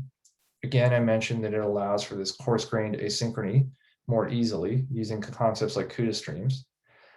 And then finally, there's a performance portability aspect of it. And there was actually some of this in the IO discussion we had during the break. So think about this.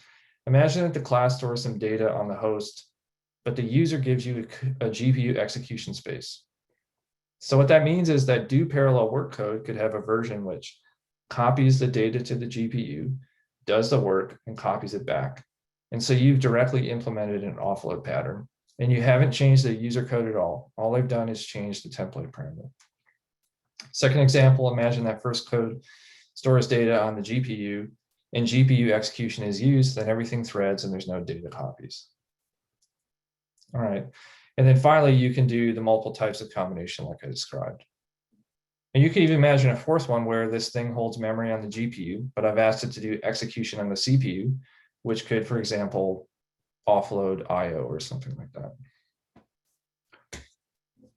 So the second pattern I want to talk about that we've also tried to demonstrate in XNPM is kernel fusion. So when I think about kernel fusion, I think about kernels and analyzing them that they don't do quite enough work to be worth launching a kernel on their own. So when I'm using something like CUDA, there is a latency and overhead associated with telling the GPU to do anything, telling it to transfer memory, telling it to launch a kernel, etc. So I have to have enough work to do in my kernel to warrant launching that kernel in the first place. And so if I write interfaces which allow multiple code paths to be executed in the same kernel, then if those kernels are cheap enough, it may be worthwhile to fuse them all together. So here's an example. So I'm picking on Kahita here. So let's say I wanted to take a scalar value on a particle, let's say the mass, and I wanted to interpolate it to the grid. And let's say I had a tensor value on the particle, let's say a stress tensor, and I wanted to project its divergence to the grid, which is a very common operation if you're calculating forces in a fluid code. So here Kahita has an interface which says, okay, I'll make you a halo for halo exchanges, and then I'll do this big bulk synchronous P to G operation, which launches a big kernel to do the interpolation, and then does all the halo operations after that. And then I'll launch another one that does a big kernel to do the tensor operation, and then I do the halo exchange after that. But now you can do this. So instead, I want to invert the process and say, okay, let's fuse everything possible together. So I make a fused halo. So in Kahita, a fused halo just means passing more than one field to the halo, and it automatically deduces how to allocate and pack, or in other terms, serialize and deserialize those fields into single MPI buffers and call MPI once. And then inside of a parallel 4, I can create the B-spline data. I can reuse it and do at a thread level this P to G gradient and P to G divergence operation, allowing me to fuse the scatter part. And then finally, I do one MPI call under the hood. So basically, I've taken 2 calls to MPI and what probably amounts to 6 kernel launches in the first one, and turned it into 2 kernel launches and 1 MPI call, which, depending on how expensive things are, especially for halo exchange, it can be extremely constructive to fuse those types of operations together. But if you find that they don't need to be fused, and in fact, the data access patterns are poor if they are fused and there is enough work to do that they don't have to be fused, you can choose to split them up. And so we've just chosen to write interfaces that allow you to code at that granularity and be selective about how things are fused. So again, major takeaways, thinking about hiding launch latency, reducing memory usage. That's something that, you know, until you try to fuse things may actually not be obvious. So for example, we had a paper recently on NPM where we did this kernel fusion, and not only did things speed up 4 times, but we realized that we no longer had to store velocity on the particles. And so for some of the methods that we use to store particle information to a very high order, you know, we could have gotten rid of, let's say, 27 floating point numbers on each particle as a result. And then finally, thinking about kernel execution graphs. So right now, you know, in the second example, thinking about the data flow as I fuse things, what are temporaries, what are things that I allocate, what are things that have to be captured by the kernel. We tend to do that manually, but there are techniques and people are working on different ways to think about, okay, what are the data dependencies in my kernel and how can I automatically fuse them? And I feel like this sort of interface fits well in those contexts because we have now interfaces and data structures and APIs, which allow things to be composed into an arbitrary group of kernels. Okay, so now I'm going to go through some high-level details of different parts of the proxy app and just kind of talk through what I was thinking when I designed it with respect to using Cabana. So XENPM, if you pull down that repo, you're going to see that it does what's called nearly incompressible flow. So basically does an explicit fluid flow simulation where it uses some approximations to approximate the incompressibility constraint or the divergence-free constraint on the fluid without actually solving for the pressure gradient. So like most PIC codes, there's a particle to grid step. So the first thing we do is calculate the pressure with an equation of state. So P of P is the particle pressure. And you can see here that there's just some J, which is a deformation gradient. It kind of describes how the particle expands and contracts. And we have some basic equation of state then that builds P. We have a force term. So the big N here is the B-spline. So N2 is a quadratic B-spline. And the IP notation refers to a B-spline for interpolating between node I and particle P. And so you can see that we use that to calculate the pressure gradient essentially and project that to the grid as a force term. The third line here has the projection of the particle mass to the grid nodes. And then finally, the last two represent something called affine particle and cell interpolation. And what this is for continuum mechanics, at least, it allows one to have a angular momentum preserving interpolation of particle momentum to and from the grid. And that's going to be a good example I'll show you in a minute of a custom P to G and G to P operation. Next is a field solve. This is pretty basic. When you're doing NPM, it's really just F equals ma, Newton's law. And so to get an updated node velocity, think of this as a semi-Lagrangian type of calculation. I take the original momentum, m sub u, and add in it the impulse, or in other words, the force times the time step, and divide that by the mass, and then I have a gravity term as well. And then I apply my boundary conditions to my velocity field at this point. So it could be no slip, free slip, etc. And then finally, I have to push the particles by updating them with the grid data to complete the time step and deal with the time terms here. So the particle velocity is simply updated by projecting back the grid velocity.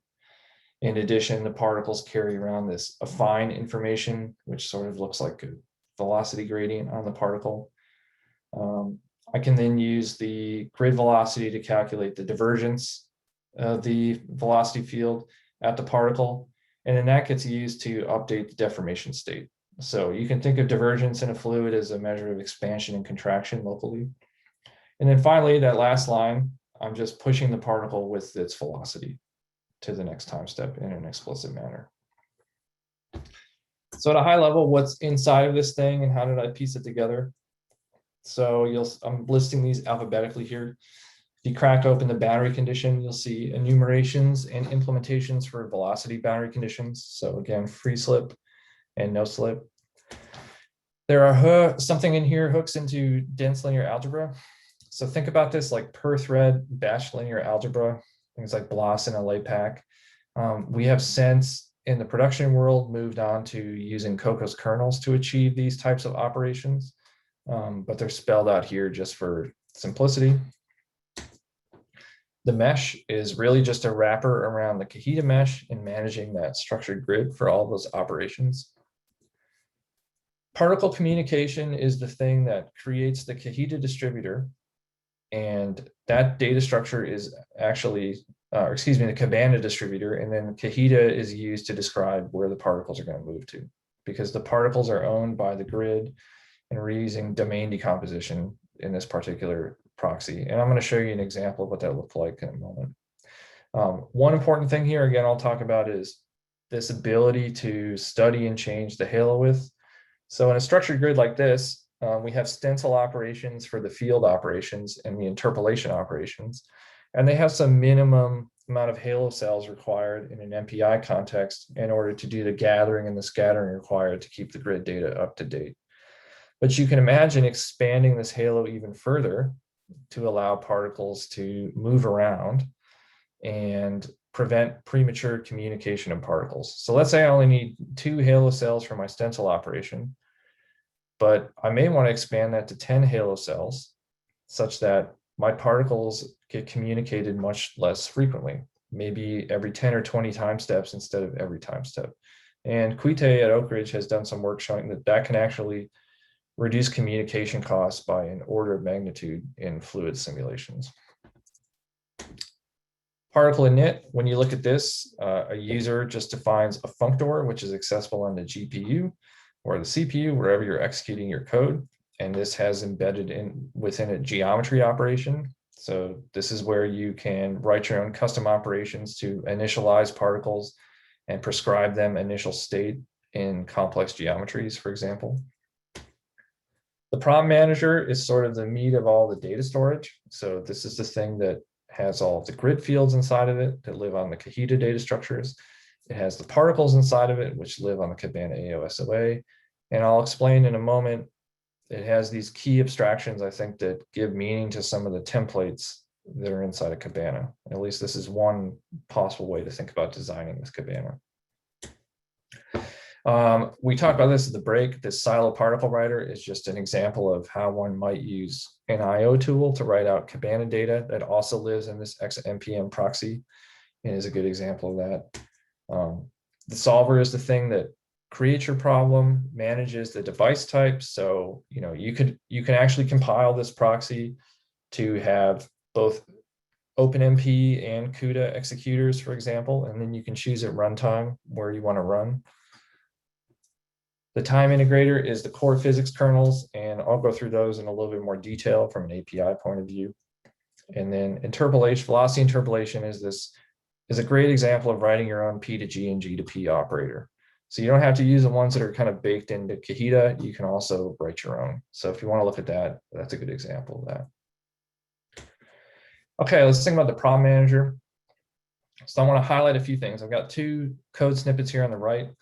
One about what this thing does in terms of particles, and one about what this thing does in terms of grids. So the first is following our design patterns. The problem manager is templated on a memory space, and this is going to dictate where we allocate our grid data and where we allocate our particle data. And anytime we're going to do compute, we're going to pass an instance of an execution space that is compatible with that memory space. So that's not a template parameter on the problem manager. It's just something we'll pass later. The second thing is I use metaprogramming concepts to map physical meaning to Cabana templates. So what I mean by this is there are tags which are defined, which overlap with particle data members. So for example, I want you to look at the get function defined here. If you can see my cursor in the last line of the top box. So it's got get, and it says the location that it wants to get the data, in this case, the particle, and the field it wants to get is the mass. And I've shown up here at the top the Cabana member types definition, and I've defined the third member, this double here, to be the mass. And so I just made a simple wrapper that says, okay, well, this is my mass on my particle, so I want to get a Cabana slice of that and pass it back to the user. In the case of grids, same things. I can also have mass in the grid, in this case, the node for the algorithm that I want to implement. And so here, let's say I want to get at the view, I can just get the Kahita array that I've stored and give that back, or I can do a scatter operation, etc. And so this is a good example of using templates and operator overloading to provide physical meaning to those integers that sort of sit in that raw Cabana data structure. Just talked about accessing particle slices or views of grid array data. Those are the core data structures that you want to be able to get at in a kernel.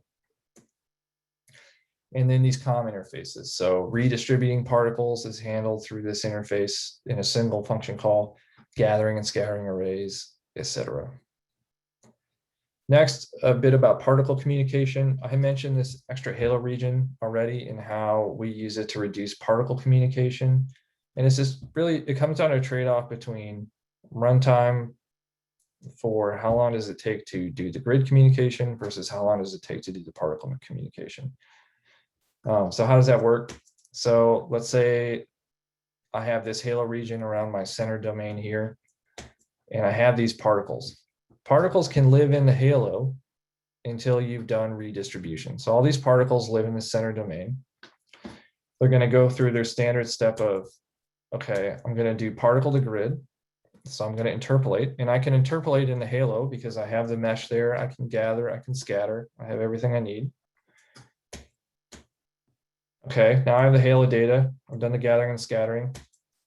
Now I go back to the particles. Again, I didn't have to move the particles. They can live in the halo because they have all the information they need.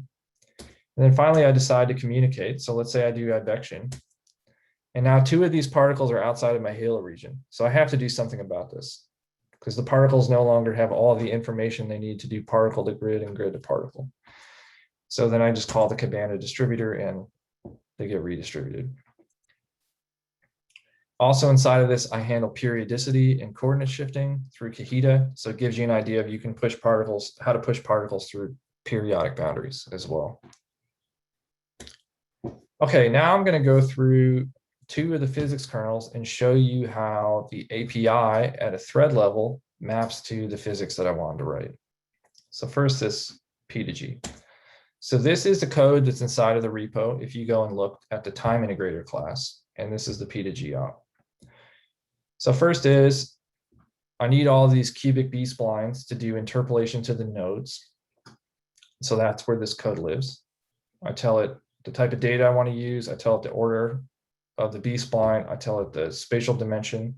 I tell it the entity to which I want to interpolate, and I set up that data structure. Next, I evaluate my equation of state, in particular the pressure, and then I evaluate the gradient, and I project that down to the grid, keeping in mind that the code I'm showing you, think about in your head, this is one thread operating on one particle. All right, so here I have one particle's value, and in particular, the gradient of that value being pushed down to the grid. Next is the mass interpolation, again, pushing back down to the grid. And finally, I'm calling my custom P to G operation, which you'll find in the velocity interpolation header file. So some things to note here. All memory is allocated and accessible on device, so that problem manager has all these arrays that I needed. And so I went and grabbed those before I called this kernel, and they're captured inside of the Lambda function. All the interpolant data and the interpolant itself happens in kernel.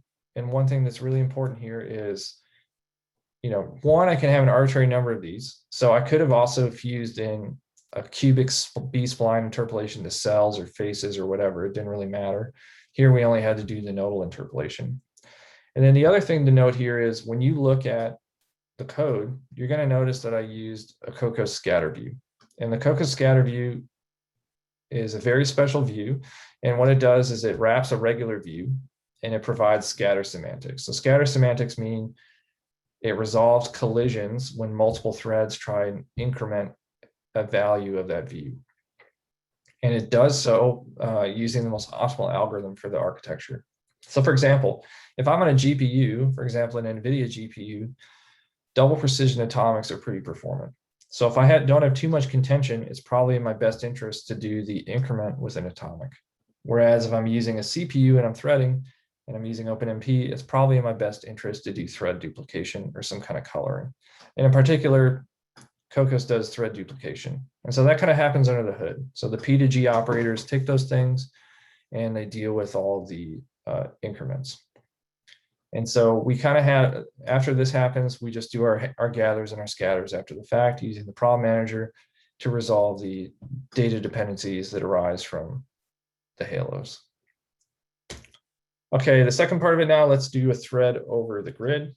So you'll see here, this code in particular, I go ahead and get my local nodes, which are just the set of nodes that I own plus the ones in my halo. And I get them in terms of their local indices.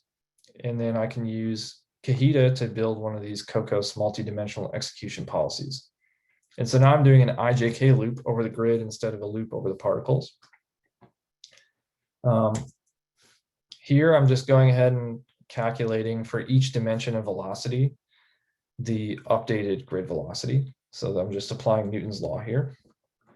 And then you can see I have an external boundary condition function that I'm calling to do free slip, no slip, etc. So there's a couple key things here I want to note too from a design point of view.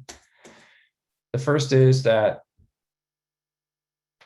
again, we're threading over local indices, but I may want to have global indices in the future, right? So I have this global index space thing that I've created through Kahita to allow me to, let's say, discern what global indices are needed when I apply my boundary conditions.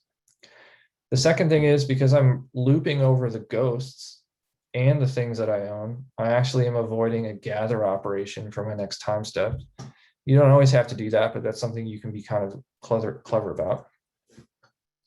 And then finally, I have a separate function for applying the boundary conditions. And so this is a design in which I have some other object that's device accessible, maybe captured inside of this kernel, and I can bring it in here to kind of split my code up into pieces, make it more manageable, make it more unit testable, etc.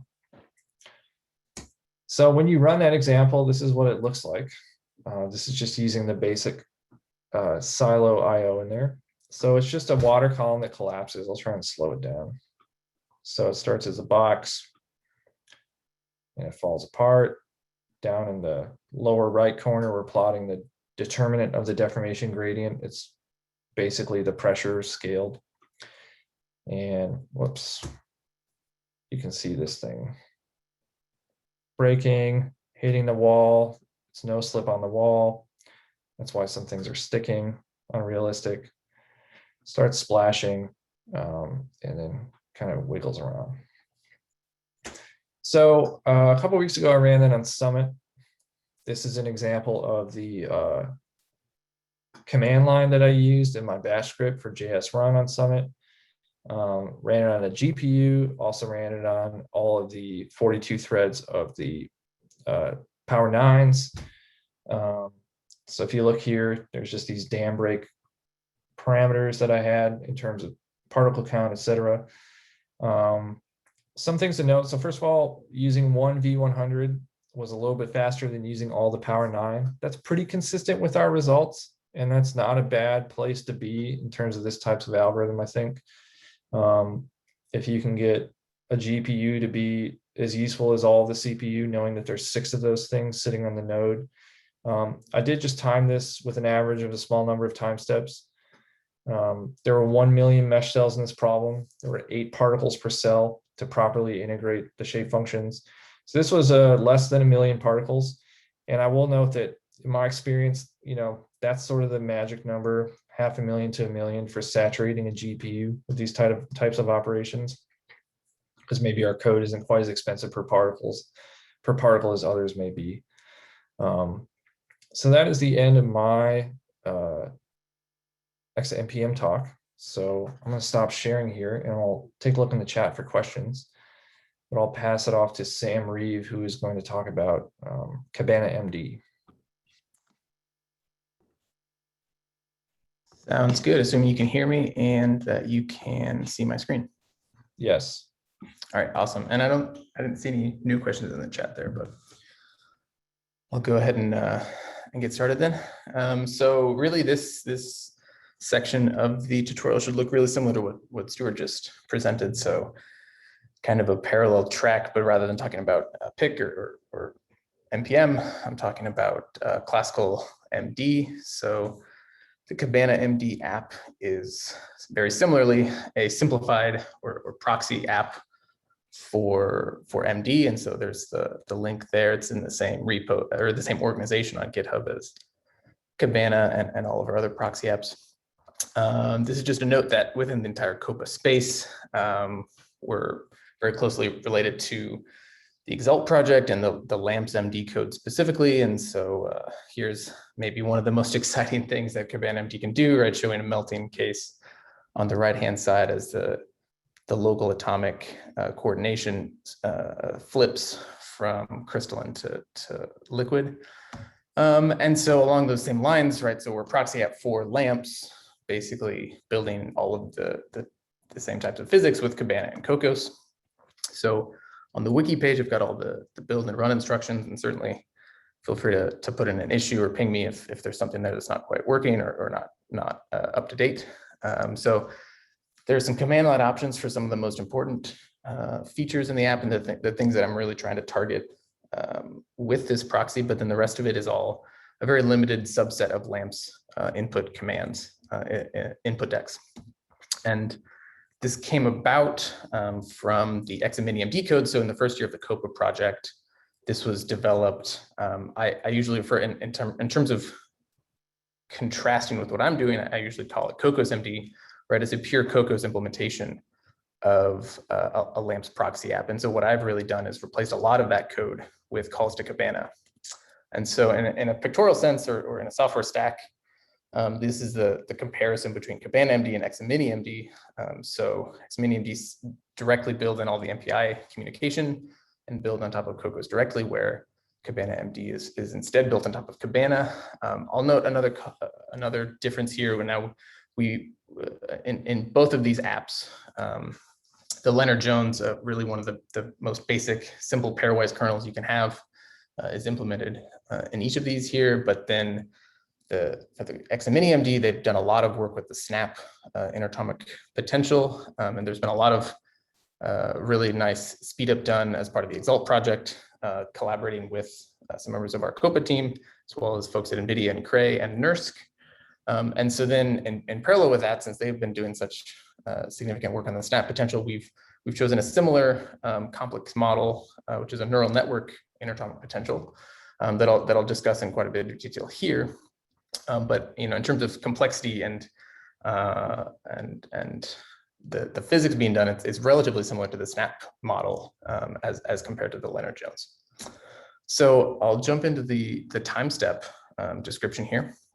And so this is a lot of the slides that I'm showing here, just like the previous one, is going to look like a slightly modified version of a lot of what Stuart showed in the core library discussion, as well as in the XMPM discussion. So Cabana MD overall is using the AOSOAs and slices for each atomic level property, so positions, forces, etc. We also have some Cocos views in there for things like the interatomic model parameters and other miscellaneous details. So again, right, so they're meant to be used in parallel across within the application, I mean. And then finally, so in contrast to what Stuart is describing in a PIC code, we don't really need the mesh at all in a classical MD code, but we do use the Kahita mesh at the moment for the MPI domain decomposition, right? So we're not doing any grid operations, but it is useful to simplify what we actually have to do in our app to push all of that off in terms of defining which rank holds which atoms. So then going along those lines, once we've decomposed our problem spatially with the Kahita mesh, then we use the Cabana migrate functions to move atoms from one unique rank to the next, and then the gather to make sure that we have a local copy of particles that sit close to us on another rank. And so again, this is a contrast to the XAMPM code where we don't have any grid communication because we don't have any physics being done on the grid itself. So everything we're doing is fully particle centric. So then doing something like a neighborless build that both Damian talked about a little bit and Stuart mentioned the core overview there. It's going to be as simple as constructing one of the Cabana, for example, relay list objects and using that within the neighbor parallel 4, which is what we use for computing our short range forces here. So I've highlighted those because those are the examples that'll go into more detail in terms of showing what the code of Cabana MD actually looks like. Now then, I think the integration step is a good example of, again, using Cocos in parallel with Cabana within the application. So because the integration step is just looping over each particle independently with no neighbor interactions or anything like that, it's a pure Cocos routine. So this doesn't look any different in Cabana MD as it did in XMini MD. So we just have a linear range policy over all of our atoms. Each one gets updated in time, and we continue. So that's one example there. And then finally, for sorting our particles to get some spatial locality, like Stuart mentioned quite a while ago now, we build a linked cell list, so a spatial cell list of all of our atoms, and then sort that with the permute function here. So this is the overview of what Cabana MD looks like, and ultimately it doesn't get a lot more complicated from here, but I'll just like I've highlighted here, go into detail on a couple of these. Certainly everything is up on the GitHub page there, and if you have any questions on the other features of the code, I'm happy to go into it.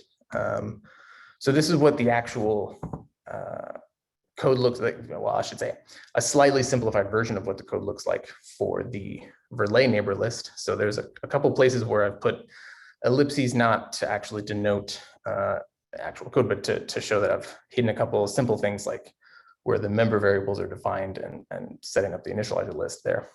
But for the most part, this is the entire code defining the neighbor list generation in Cabana MD, which is really simple because we're relying on Cabana to do all the real work here. So I'll just point out a couple of things here. So the first couple of things that are defined outside of this class in the main time loop is what type of force iteration we're doing. So either a full or half neighbor list, right? So either we take advantage of Newton's third law or we don't. I also define externally the layout, the data layout of our neighbor list here. So in this case, a full two-dimensional list instead of a compressed sparse row. Then I'll note quickly that in this case, the relay list is one option within Cabana MD, but we also have, as I'll show in the next couple slides, an interface to the Arbrex code inside of Cabana, which both inherit from the generic neighborless class here, which is extremely simple for Cabana MD.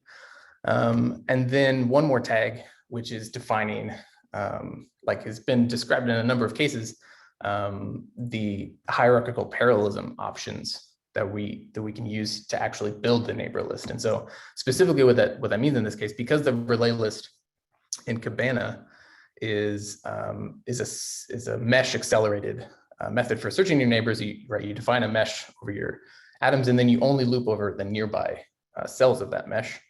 So you're looping over all those bins that are nearby, and then you loop over all of the atoms in that bin, and then loop over the potential neighbors for each of those atoms.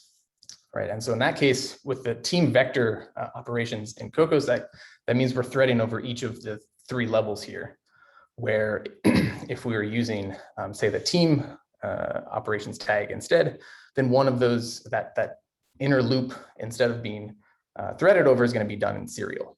And so these Cabana tags really give us the ability to flexibly define how we're doing our either serial or threaded operations. So then with all of these different types defined, and in addition to the memory space that I've, not the best way and maybe obfuscated how I've actually pulled it out here, the memory space, which in the case of Cabana MD is kind of defined at the top level, and I'm working to modify that like Stuart's discussed, right, kind of separating that and making it a bit more granular, but at the moment it's defined in a kind of a top-down level, right? So we define the eventually now the relay list with the memory space, and then all the different tags, right? The iteration, the layout, and the hierarchical parallelism for the build. Then we finally actually build the list down here by passing the list of our positions, X, the number of local atoms in our system, the cutoff, or I should say maybe the neighborhood radius, and then the details of the grid that we're using to accelerate the neighbor list search. And finally, our guess for how many maximum neighbors we would expect to have to optimize this just a little bit more. So after walking through all of that code, I'll show how you'd actually run this to get the results here. So there's a couple of general inputs for Cabana MD. The first is the path to where you built Cabana, which is the first prerequisite. And you don't have to point to Cocos since that's already been figured out when you're building Cabana. And then you can define where you're going to install your Cabana MD library and executable.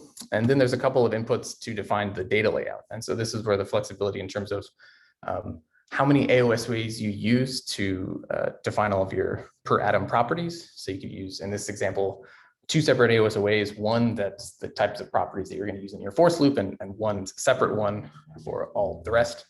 And then you can define the vector lengths for each of those separate AOSWs in either a single value or a semicolon separated list for CMake here. And then to run, you define your input deck, which is again a very simple version of a LAMMPS input deck. You can define an output file optionally. The device type, if you don't specify the device type, then it'll use whatever the Cocos default is.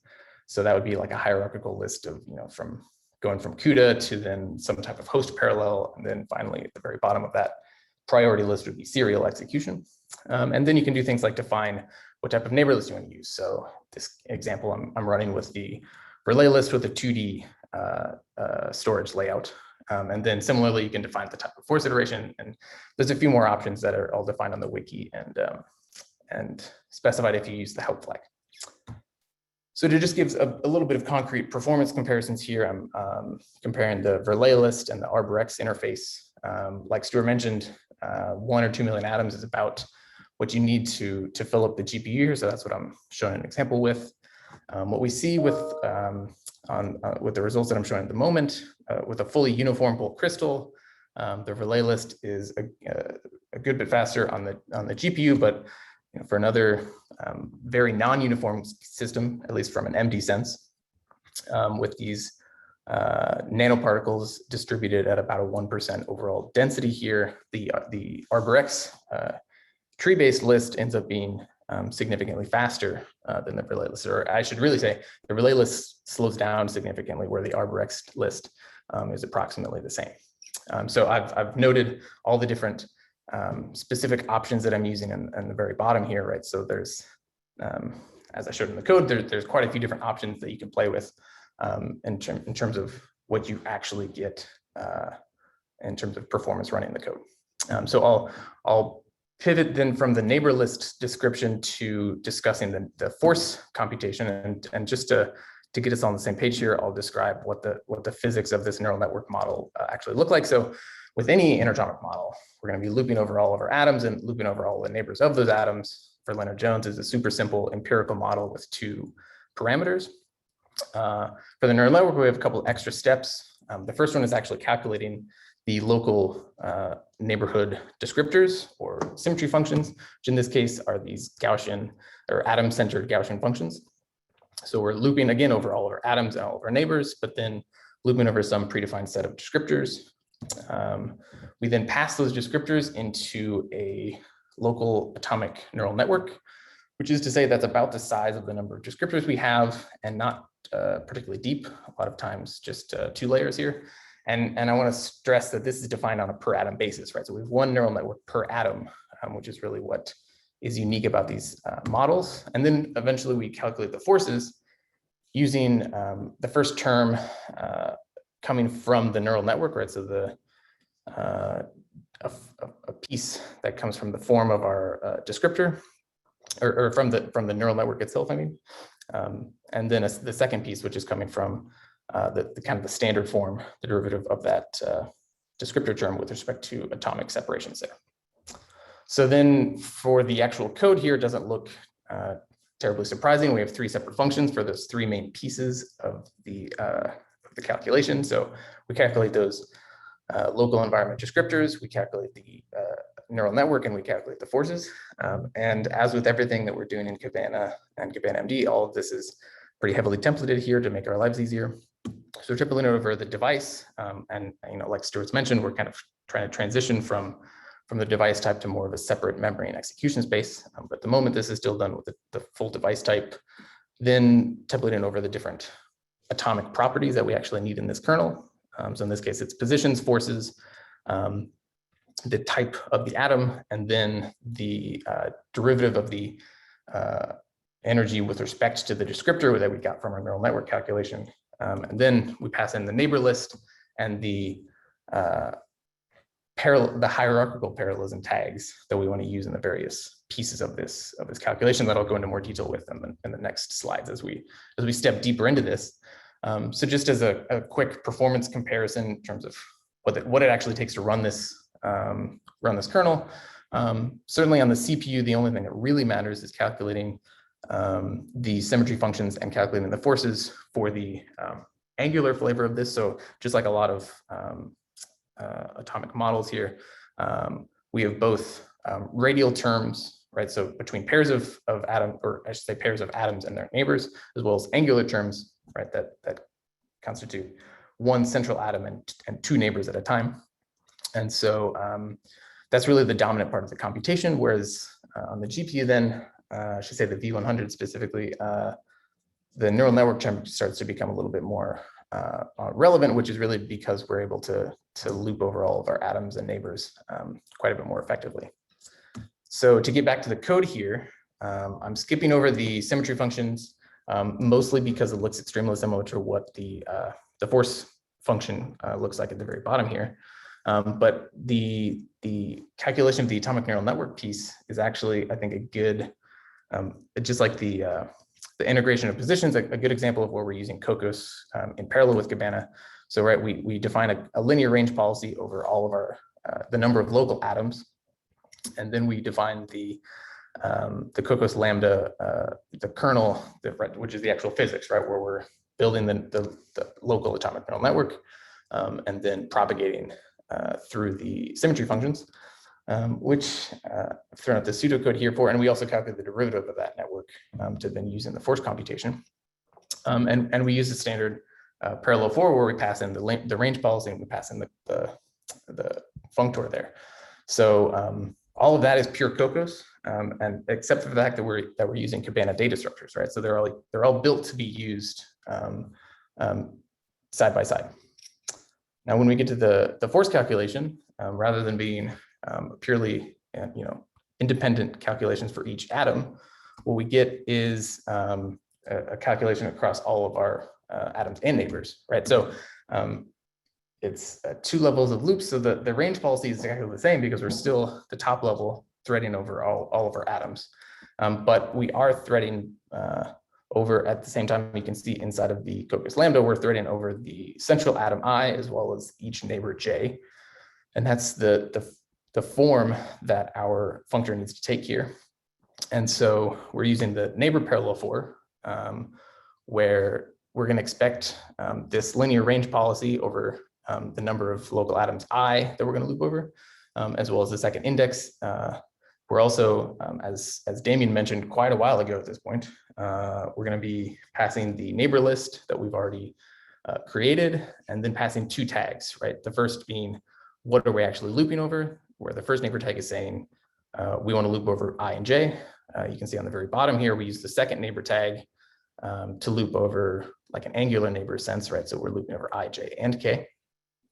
And then finally, we pass in one more tag, which I meant to add one more detail here, but so unfortunately that's again obfuscated here. But what this really shows you is that this is flexible, right? So at runtime, you can define what type of hierarchical parallelism do we use to actually thread over this for the radial pairs of I and J, and the angular triples of I, J, K, right? So that again is going to be either parallel threading over atoms I and then serial over J or J and K, or you can add team threading over J, or in the case of the angular loop, you can do a team vector threading over I, J, and K. So now I'm actually jumping down into what this lambda function looks like. Again, we're looping over I and J for atoms and neighbors. Eventually, after I've hidden a little bit of these initialization steps, pulling things out of different Cocos views, you get what you'd expect in a normal MD kernel, which is pulling out what is the distance between these 2 atoms, I and J, some scaling factors there. You do that for Y and Z as well. You get the square distance. You loop, in this case, again, the important difference between this and a simple pairwise model is that you're looping over all of these descriptors. And then finally, at the very bottom here, I finally gotten to the point where you calculate the local force on atom I, which is being contributed from, inside of this loop from a specific atom J, which again has a contribution from the DE/DG that we calculated separately in the atomic neural network function, and then finally the contribution from this specific neighbor. So I see things popping up in the chat, but I can't actually see them from my view. So go ahead, certainly stop me if there's anything. Keep going. Awesome. So then again, just to make it a little bit more concrete, this is what it looks like to build and run the code here. There's a handful more specific inputs that are necessary for running the neural network piece of the code here. So you have to point to the location of the library that we're using to do quite a bit of the neural network calculation. And then turn it on since it's not on by default, and then add the same type of data layout options that you have for the main piece of the code for the neural network specific per atom properties. And I should note at the very bottom here, all you need to do here, minimally what you need to do is change the input deck to be specific to the neural network. And again, there's some optional flags like the neighbor parallel, which is what I was describing on the previous couple of slides in terms of what type of threading you're using as you do your force loop. So here's some performance that we've got in a paper here that hopefully will be published soon. This was done again on Power 9 and the V100. We've got a model that we've taken from a previously published work. We didn't develop these models ourselves. The N2P2 code is the original version, which was CPU only, and has some hooks into lamps. And we contributed our Cabana version of this code back into their repo. So everything that we're building off of is in, or I should say the main physics is in that separate repo, and the general runner is inside of Cabana MD, right? The external code structure to run the dynamics. So in this plot, what we're showing is that the original code in red here had a very good MPI plus OpenMP performance, right? So that's 40 MPI ranks with 4 threads per rank. And our CPU code ended up being kind of a split between, pure OpenMP threading and a hybrid MPI plus OpenMP. And with our GPU code, we were able to get about a 3x speed up for a single GPU, and then about an order of magnitude if you consider all 4 GPUs on the Livermore version of Summit. And really, we did that by doing a lot of recomputation rather than storing a huge amount of intermediate values here. So to kind of finish the thought in terms of what are we getting in terms of all this flexibility in our approach with Cabana and Cabana MD. This is showing what do we get if you use only threaded parallelism for the atoms, or if you add hierarchical parallelism for atoms and neighbors, or for atoms, neighbors, and angular neighbors. And again, showing this on the CPU and the GPU. And the ultimate takeaway here, I think, is just that the flexibility is going to always be required if you want optimal performance across different hardware, and particularly for these options across different total atom counts. And certainly, and I'm not showing it in this case, certainly across different local density, right? And so total neighbor counts across the systems. And then finally, this is something I didn't go into too much detail overall, but I think Stuart and Damian certainly gave a lot of good detail on in terms of the flexibility of the Cabana AOSOAs. But what I'm showing here is some examples of what it looks like to modify the vector length of the AOSOAs, as well as how many total AOSOAs you're using, right? In this case, just an example for what if you combine all atomic properties. What if you combine them all together? What if you split them all apart? And then what if you change the vector length uniformly across those, right? So there's certainly more options to do this, right? You can individually change the vector lengths of each separate AOSOA, and that's something that we're continuing to play with and optimize. But so far, what we can clearly see is it's the same basic takeaway, right? To get optimal performance, well, in this case, it's maybe 10% difference, but right, to get absolutely optimal performance, you're going to have this type of flexibility built into your code across your hardware. So with that, I've just flashed up the overall time step in case that's useful for any discussion here. But I think I'm vaguely on time, so I'll stop here. Thanks, Sam. Okay, yeah, if there's any further discussion, maybe we can have that in the chat. I'm trying to respond to things as they come up. Next, we have Aaron Scheinberg from Jubilee Development, and he's going to be speaking about his experience in using Cabana in the context of the XGC application code.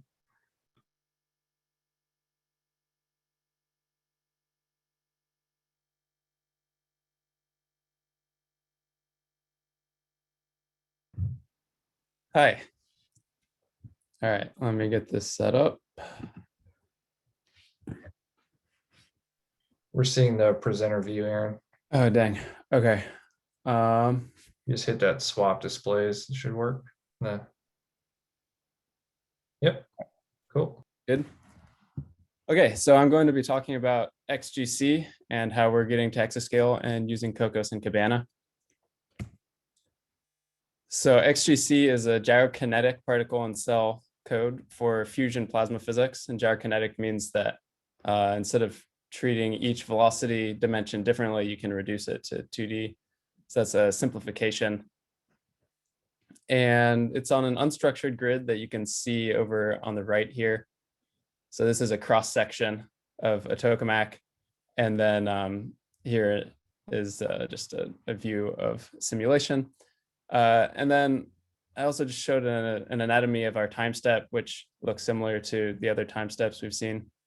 But we have all these particles. We scatter the charge onto this unstructured grid. We use that information to solve to get the electric field. And then using that electric field, we can push our electrons, which are subcycled. So there are multiple smaller pushes, and then push our ions. And once they've moved to a new position, then we need to transfer them between MPI ranks, since the domain is decomposed according to those ranks. And then there's some additional operations that are done not on the particles, but just directly on the grid. Our general strategy for exascale, this is what we've been looking, what we need is portability for Aurora Frontier Perlmutter, but also for Fugaku, the Japanese ARM machine that we're also trying to do simulations on, as well as maintaining good performance on Cori, so KNL on Theta, and on Summit, of course. Another thing we need to do is avoid code duplication. Having 3 versions of our biggest kernel was our state before ECP. We had an original, a vectorized version, a CUDA Fortran version. That's a lot to keep track of just for one kernel, and having the whole code look like that is something we want to avoid. Also, reducing compiler dependencies. Before ECP, we had OpenACC in one kernel, CUDA Fortran in another, and only one compiler supports both of those on Summit. So we're stuck with PGI. So wanting that extra flexibility as well means looking for a programming model that can offer that. And we also wanted to have a framework that we could use to gradually port all of our different kernels to the GPU. So this ended up being requiring a lot of design decisions, and I've kind of structured the talk just as a series of decisions that have been interesting to me. So the first one is a big one, was choosing to adopt Cocos and Cabana. So we found that Cocos really satisfies those requirements of portability. We can really easily do kernel execution and data management on these different platforms with Cocos. And it also has this benefit that we can use native backends like CUDA, HIP, SYCL, but then also OpenMP target if that performs better. And then Cabana was also useful for providing this performant data layout, the array of structure of arrays. Also, there's additional functionality that may be useful for XGC that we're starting to experiment with. Their sorting algorithms, asynchronous particle streaming between CPU and GPU, and MPI particle migration, which includes GPU direct transfer, which we don't have right now in our current particle shifting. So our original attempt here was to keep computation kernels in Fortran. And so we just wanted to have wrappers for Cocos and Cabana functionality, and then have, like on the left here, have kernels in Fortran launched with Cocos parallel 4s, and we could do this on Summit because we can just compile the same Fortran code as Fortran and CUDA Fortran. With some refactoring, we were able to do that with our major kernels. But an alternative then, instead of keeping the kernels in Fortran, is to move them to C++. And this is sort of an intermediate state where the main code is in Fortran, and then it's calling these kernels in C++, and then gradually moving towards a fully C++ code. So the downsides, there's these trade-offs for each. And continuing with Fortran, it would have been feasible for CUDA machines because we have CUDA Fortran, but it's less clear what we would have done on AMD and Intel GPUs since there's no HIP Fortran or SYCL Fortran to my knowledge. And then there's a lot of these kind of tedious interfaces and limited functionality. We aren't able to fully take advantage of Cocos and Cabana when everything is in Fortran. Alternatively, if we had been in Fortran, maybe we would just be using OpenMP target. Whereas by transitioning to C++, we have better usage of Cocos and Cabana. We also just have the general benefits of C++, like earlier compiler support on ECP target architectures. The downside, of course, is that it's a ton of work to convert the code. And on the other hand, since we have to refactor things to get them onto the device anyway, might just be a good time to convert while we're refactoring and offloading anyway. So that tilted the balance to transitioning to C++. As we do this, we have to have an interface essentially with the part of our code that's in Fortran and the part that's now in C++ using Cocos and Cabana. So the steps to do this are to identify reasonably self-contained kernels, and starting with the most expensive, their bottlenecks, identify the inputs and outputs of that kernel, and then create an interface to get these inputs from the Fortran side and get them over into our C++ code. And so that might look something like this, where let's start on the Fortran side. We have these functions that, if your variable is inside of a module, then you can return the variable by value. And if you have an array that's inside of a module, then you can return that pointer. And by having these functions accessible by C++, we can then get that information and the location of those arrays that are managed by the Fortran side of things. So for scalars, you just copy them in by value. For arrays, it's a bit more complicated, but we can wrap all of our Fortran arrays into views that are unmanaged Cocos views. And then using that view, we can do a deep copy when we're trying to get to the device into a Cocos view that's been allocated on the device. And then when we run our parallel for, then the scalars and the pointers to the arrays are all copied in with the lambda function. And then when we run the kernel, and then when we need to get everything back out, then it's the same process, but in reverse to get things back into Fortran. So that's sort of what an interface looks like, managing a kernel in a different language. So one challenge to that is that our particles, not only do we just want to send them, we also want to transpose them, because unfortunately our Fortran side uses an array of structure data layout, and we want to use this AOSOA in our kernels. So here's the C++ version. So we have some information and an ID, and we're able to establish this this particle structure. But that means that every time before and after a kernel, if we have the host side down here and the device side here, then we have to take this AOS and transpose it as we copy it to the device. It's happy because it's an AOSOA, it runs the kernel, and then we copy it back to an array of structures. So that raises another trade-off. Should we be transposing these particles for every kernel, or should we replace the particle data structure, the layout in the Fortran code? And our approach right now has been to transpose the particles, because it's very convenient for gradual implementation. It's very expedient. The downside is that the more kernels get changed to C++ and more kernels get offloaded, then this becomes more and more expensive to do.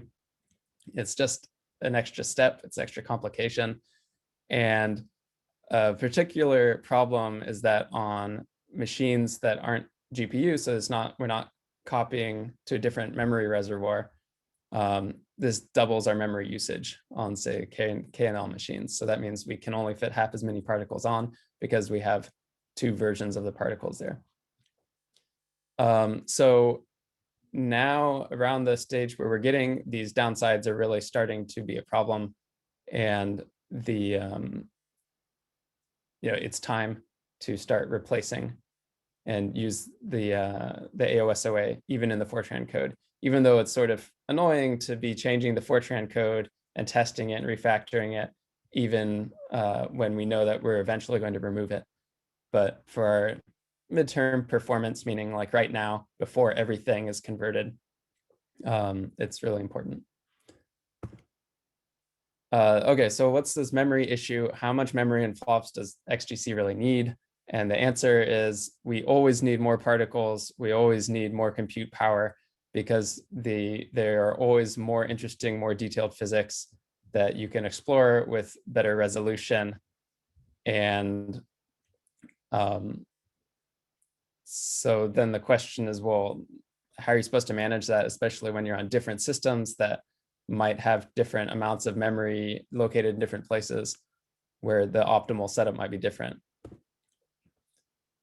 So one possibility is to have all of our particles residing permanently on the GPU. And the upside of that is no time spent on communication. The downside is that the number of particles per species is limited by the GPU memory. Alternatively, and this is what we are doing right now, is particles of each species are sent to the device for each kernel, as you saw.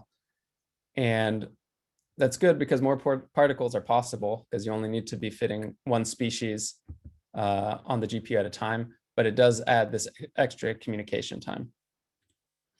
And this one is a bit of a false dilemma.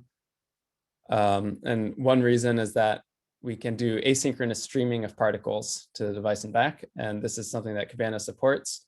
It's not implemented in XGC yet, but the hope is that this can hide our communication costs, at least to some extent, and also not mean that our particles are limited by GPU memory necessarily.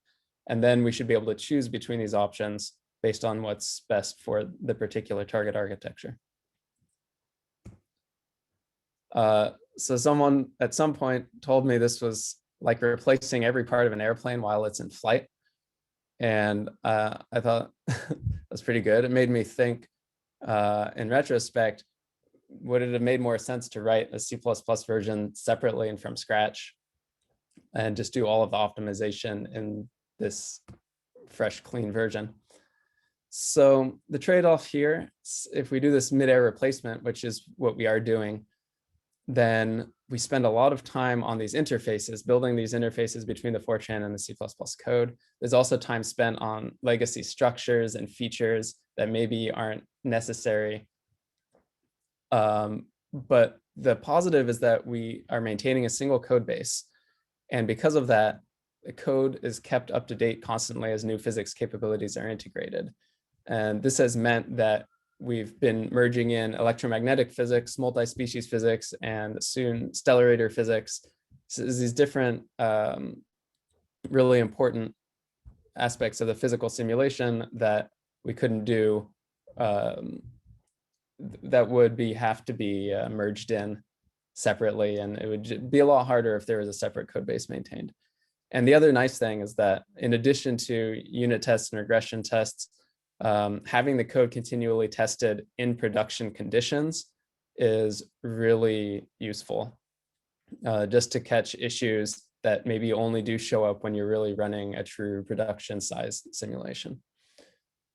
Whereas if we had created a new plane from scratch, the C++ code from scratch, it would have been nice to not have to deal with any of the Fortran interfacing. Development would have been faster because we don't have to worry about critical correctness for current production rounds. But on the other hand, we wouldn't have any benefits, say, in the midterm right now, while the final code isn't ready yet.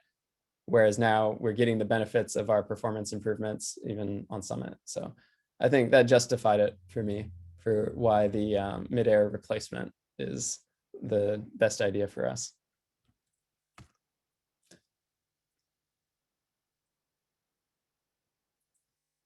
So this is some of our timing results on Summit. This is running with 256 nodes and 25 million particles per GPU. Compared to the CPU only version, we have a 22x speed up for now. That's bringing the time step from 2000 seconds down to 91 seconds. And you can also just see as we've gradually been moving some of these kernels, particularly ion scatter and electron scatter, more to the GPUs, and then eventually also the ion push recently. And there's just this gradual improvement in timing as we are able to convert these codes and offload them with Cocos. Our biggest kernel is our electron push because it does this 60 subcycling per time step. And this is just some Insight compute results. You can see it's got almost 60% speed of light, and this is pretty good. There's possibly still room for improvement. Roofline analysis as well is showing that we're compute bound, but doing pretty well.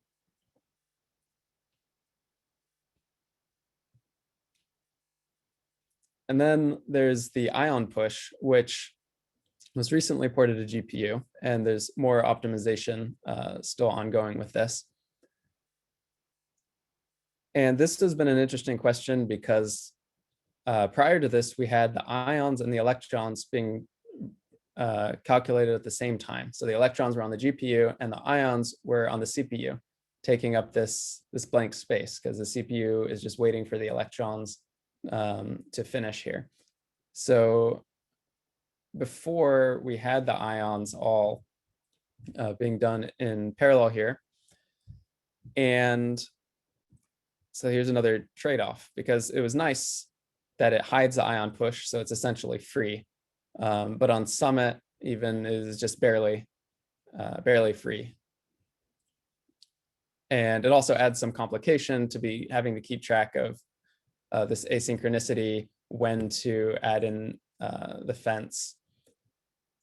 Whereas now the way that this diagram is showing, we do the electron push and then the ion push, and that does lead to slightly increased runtime for single ion Summit runs. It'll be faster if there's multiple ions, since the electron push could only really hide one ion species. And it'll also be faster on future architectures, as even larger fraction of the node's compute capability is on GPU. So on Summit, it might take the same amount of time to run the ion push on the Power 9s as the electron push on the V100s, but in future architectures, that might not be true. So in that sense, the trade-off has leaned towards now having basically everything on GPU and not worrying about keeping the CPU busy.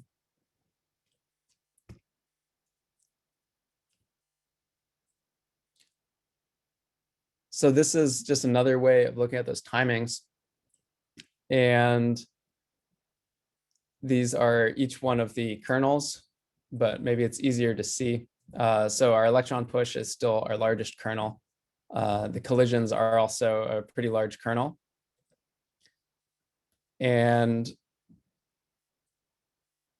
these can be a bit misleading because you see there's nothing that says communication. Whereas this ion push, actually most of the time spent here is sending the ions to the GPU and back and doing this transpose.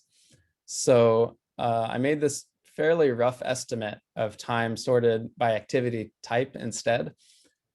And so you can see time spent just doing computation on the CPU, maybe 23%, GPU computation, maybe 35%. Load imbalance is pretty sizable. And so there's a lot to explore there in terms of reducing load balance.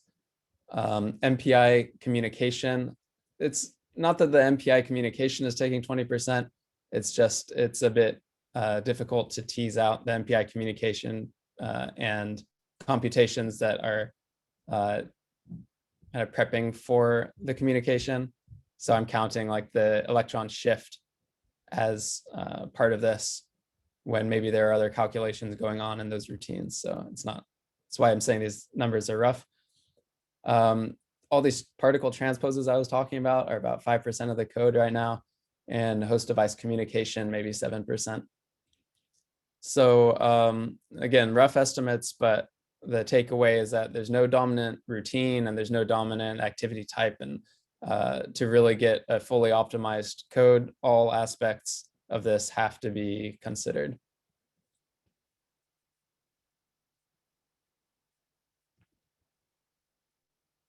I didn't see anybody else with this, but I thought we were supposed to put that in all of our slides. So, Oh, I had it on my first one. oh, good. Yeah. Yeah, I hid mine at the end. Okay. Yes, ECP pay for this. Yeah. I I have a whole bunch of bonus just talking about the collision kernel, but maybe you can just take any questions or talk about. If you have a scalability figure as a backup, you might want to show that. I didn't, and I don't have a recent one, so. Well, we can maybe kind of wrap up the core part of the plan session and then have just kind of an open period until, you know, for the after that, until people kind of drop off, where we can have further discussion. We can talk about those extra slides if individuals have questions about that. Does that seem reasonable, Aaron? Sure. Okay. So just kind of going to wrap up here with some thoughts. So mainly, you know, where are we going to go with this over the remainder of ECP? So just kind of what's next in terms of future work for us. So our really big priorities coming up are preparing for Frontier and Aurora. And where that really starts is thinking about how we kind of ride on the coattails of what the Cocos team is doing. Damian, who spoke earlier today, is heavily involved in that activity. And so we're paying very close attention to what that means for using Frontier and Aurora. One of the ways that we do this is prioritizing testing for these types of architectures, if possible, on that type of hardware, and at a minimum, the programming model. So within Cabana, when we do pull requests and when we push to master, there is an automated unit test suite that runs and a continuous integration system. And we run those things on NVIDIA GPUs with CUDA. We run them on AMD GPUs with HIP. And we're able to also now do runs with SYCL and OpenMP. Is it just SYCL, Sam, or is it also OpenMP target? At the moment, yeah, it's SYCL running on NVIDIA device. Okay. So yeah, OpenMP target in the future. We will, a while. yeah, we will set that up. So we sort of track what parts of Cocos does Cabana use that have been ported to those particular backends. And at this point, it's just about everything. Certainly for HIP, I think things are feature complete. SYCL is there, if not almost there. And so that's our way of kind of making sure as those things mature and come online that we have the ability to run on those. And then once the test beds become available, I know there are some MI100 systems coming online, then we can really think about how do we start optimizing for performance such that when those machines become available to our application partners, we can use them effectively. And the hope is, you know, especially with Frontier, performance looks an awful lot like NVIDIA machines. I know that's not going to translate exactly. The architectures are different. You know, the size of the vector lanes is different. How well are atomics going to perform? That's a pretty critical component of some of our algorithms. And then, you know, the same thing with Aurora. How is what we're doing mapped to that? Also some new work. We're working on new data structures. So in Kahita, we're thinking about sparse grids. That's actively being developed. And the idea is, you know, when we talked about Kahita earlier, that was in the context of block structured grids, where the grid is densely allocated, meaning every single cell is implemented. Within the context of NPM development for that 3D printing problem that I talked about, a lot of the grid actually does not have particles in it. We're tracking free surfaces, things are moving about rapidly. And so it can be useful to have a data structure where only the cells or a subset of cells in which particles live are allocated. And so we're working on providing infrastructure for that. And also working on data structures and algorithms that better encapsulate hybrid particle grid concepts. We already have the interpolation side of things implemented, but a lot of things that, for example, Sam and I showed you in the proxy applications, and then Aaron discussed being potentially useful, are using things like the grid to do particle communication, map around periodic boundaries, things like that. So providing a normalized interface and implementation inside of Cabana to enable that kind of off the shelf for people. And then finally, you know, building new algorithms. So we're looking at load balancing. This is really important in the context of the sparse grids. And today it was mentioned a lot, IO hooks. I think it would be very straightforward and interesting to establish an interface for IO to Cabana data structures and then look to the different IO teams within ECP to provide an implementation for their particular strategy to do that. And then finally, we're always working on improving documentations and examples. So I do want to thank everybody for joining us today. I thought the conversation so far has been constructive, and we'll certainly hang around until everybody leaves to continue that conversation. If you have any questions about code or data structures, using the library, or simply even just thinking about the concepts for your own application, feel free to reach out via the various avenues that I described. And we always welcome people doing pull requests and trying to make contributions to the code. That's worked very well in the past, and I see that working well in the future. So with that, we can close the formal time of the tutorial, and thank you for joining us.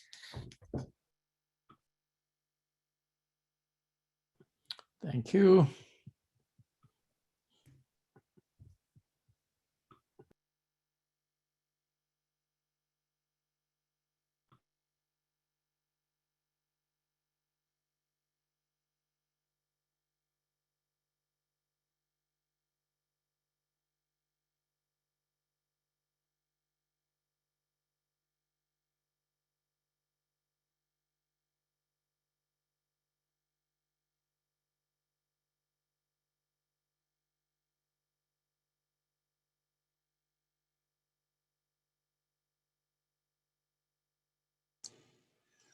Stuart, this is Mark Shepard. I had a somewhat technical question on algorithm approaches to some things. Okay. It seems like, you have a halo capability, ghosting capability, whatever you want to refer to it. And you use that. It seems that the thought process on its use is primarily to be able to support particle to grid interaction operations for interpolation back and forth, and and basically that's its function. In what we've been looking at for supporting stuff on unstructured grids, we were thinking of and what we've been implementing. We don't want to do any communications, any MPI level communications during a push operation. So we actually want our halo to be big enough that particles will not within a single push go past that and go out into what we call the buffer. And then after a push, then we'll do migration and simultaneously think about load balancing when we do that. Have you ever thought about doing that type of thing? Actually, that's exactly what we do. I attempted to describe that a little bit, but you hit the nail on the head, Mark. We make the halo big enough such that the particles can move throughout the push, and they have all the data that they need in the space of their stencil when it comes to deposition operations. Also thinking about the stencil needed for the Eulerian part of the problem, where you're just thinking about the grid. Right. But on top of that, we also will say, okay, we can make the halo even bigger such that maybe we can defer the redistribution and the load balancing every 10 or 20 steps rather than every time step. Okay. And that can help a lot depending on the algorithm. And in an unstructured space, what I would do to achieve that is basically say, I have some effective CFL from a maximum velocity and I want to restrict my particle motion. And I could see doing like a KD tree to basically identify the unstructured elements that live in some buffer region outside of the partition that I own to achieve the same effect. Okay, now when we first did that, we were using our PUMI infrastructure, our original one, and using basically our ghosting capability. And what we discovered is that we ended up chewing up a whole lot of memory managing the ghosts. So in what we're doing now, we partitioned the mesh as you would think about partitioning it for like a finite element calculation. And what we call in our case, a pick part is sort of a core part surrounded by enough other full parts. So we have, in essence, extra grid on there, but it's still something that we can distribute. We do not have to have the whole grid on on each process, as a lot of PIC codes currently have. And it gives us a lot more flexibility and uses a lot less data, because now we don't have to, on a cell by cell basis, say who might you have to talk to move some stuff, because it's really just on the part basis. And that makes sense. I think that's generally the approach we took. Now, one question I have for you is, was it in 2D you were doing this investigation, or was it in 3D? We have it in both 2D and 3D. Is it more exacerbated in 2D, the problem? I don't think so. Okay. I don't think so, but I don't think we have a lot of statistics on that, although we're going to have a lot more information to some extent, because in the XGC case, it's essentially 2D in terms of the mesh. Right. But in the other code we're working on is the guitar impurity transport code, and our mesh for that is strictly a fully 3D mesh. Right. It would be interesting to explore that. So what I found in just kind of thinking about this, with the cost of Halo Exchange, and for you, so one of the big differences here, by the way, is I showed structured results. Yep. And when the grid is structured, it is very cheap and simple to create and manage these regions and do the communication. Whereas in an unstructured sense, you guys have a lot more bookkeeping to accomplish that. Yeah, a little bit. That's the first difference. The second difference is 2D versus 3D. It's the classic compute scales like surface area, or excuse me, like volume, and communication scales like surface area. Right. And that ratio is much better in 3D. And so what'll happen is, this is kind of akin with Halo exchanges, the classic argument of, hey, should I do high order finite elements, or should I do high order like finite volume with a giant reconstruction stencil? Right.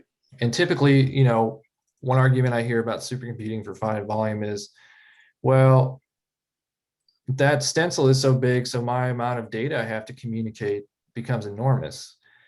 And, that becomes even worse in 2D versus 3D. But I'm going to argue on some of these new machines, it's not the fact that the issue is not how much data you're communicating. It's just the fact that you're communicating. Right. Okay. Yeah. Latency as opposed to bandwidth. That's right. Because I can pack that buffer in no time on a GPU. The issue was that I told the GPU to pack the buffer. Mm-hmm. And so it comes down to latency hiding. And so that's sort of what we're both hitting on here with these extended Halo regions, is how do I hide latency? And that includes just simply deferring MPI communication till a later time. Right. So I'd be interested to see some of your analysis of those timings in 2D versus 3D in unstructured space. I think that's something that we want to get a handle on. Right. Yep.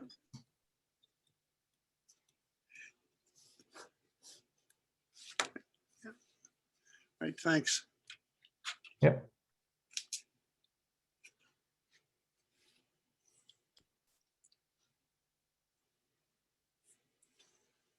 Looks like there's a couple more questions in the chat, if it's easier to just address those.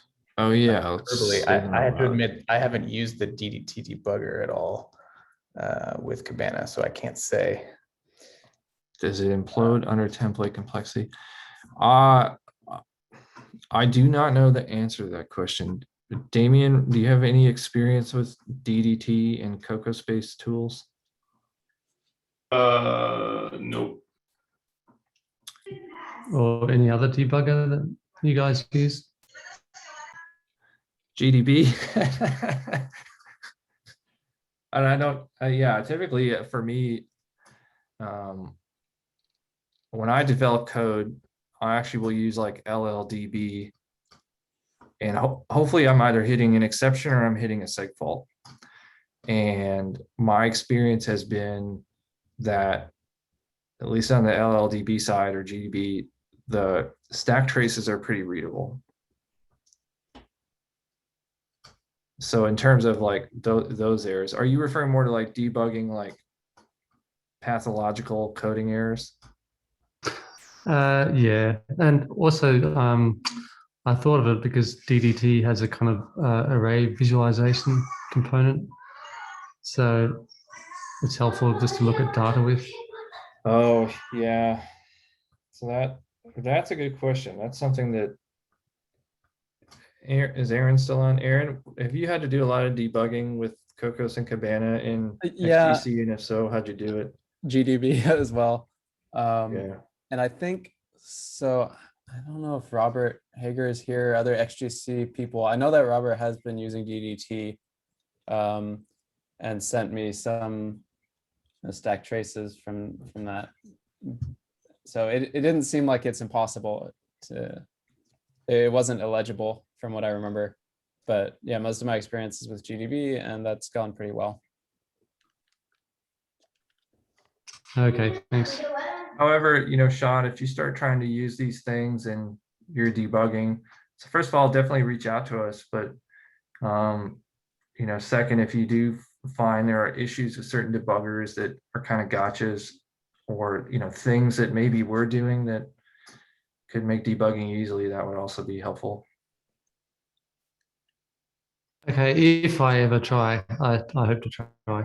Probably it uses GDB on the back end anyway, I would imagine. Yeah. Cool. All right, thanks. You're welcome. All right, Tim. So let's talk about variadics. So I know exactly what you're saying, and I have complained extensively to NVIDIA about this because NVIDIA's compiler doesn't do this, and I have fixed it by doing an intermediate. So just to kind of, so I'll read Tim's comment out loud. So an issue I encounter with SYCL backend for Cocos is variadic functions, which can't be invoked from SYCL kernels. They also actually can't be invoked from CUDA kernels. And he encountered with printf, but likely relevant to more core functionalities. And so what do we do in Cabana to deal with this, basically? So a perfect example is I might want to write a Cocos lambda or a functor, and that functor or lambda has a variadic list of arguments. Is that a good way to put it, Tim? Yes. Okay, this is how I fixed it.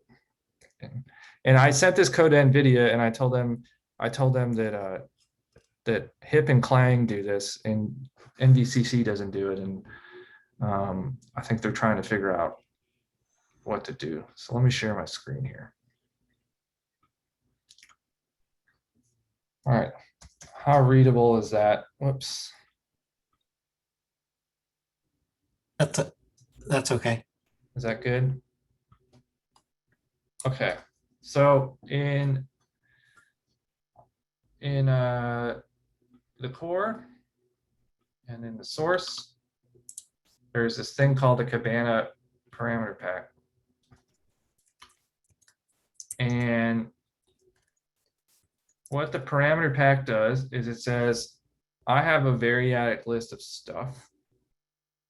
And so I am just going to turn that into a tuple of those things, and then provide a way to access those things via tuple semantics on the device. So in other words, it takes your variadic, it makes an object, which now is capturable, and then allows you to use tuple semantics to access the things that were originally in your variadic. That was the way I had to do it.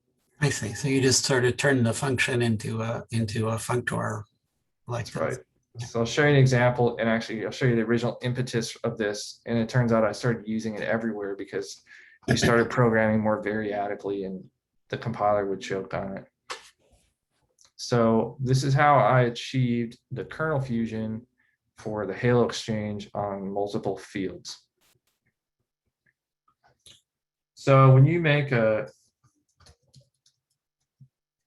you call create Halo in Kahita, and you say, let's say I have an array on a node, on the nodes, I have an array on the cells and on the faces, and I know I want to gather and or scatter all of them. So I want to just do that once with MPI. So this makes a halo where you say, here's my pattern. So these are the MPI ranks that I want to talk to. This is the width of the halo. So this can vary depending on your halo operation. This kind of alludes to the conversation Mark and I were having in terms of varying halo widths for different parts of the problem. And then there's just a variadic list of Kahita arrays that I want to manipulate in the halo. So then when I actually do the communication, let's just go through one of those.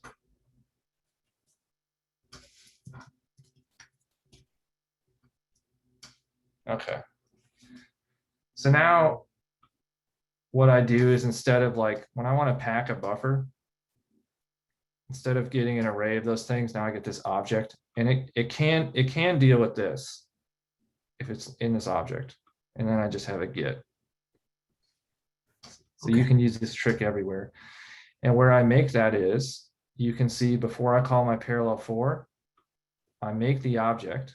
So I take my variadic, and that is device capturable. And so that gets funneled into this lambda function in the parallel 4 and gets captured and passed down the call stack. Okay. Yeah, thanks. I think I get the gist. So that is useful. Okay.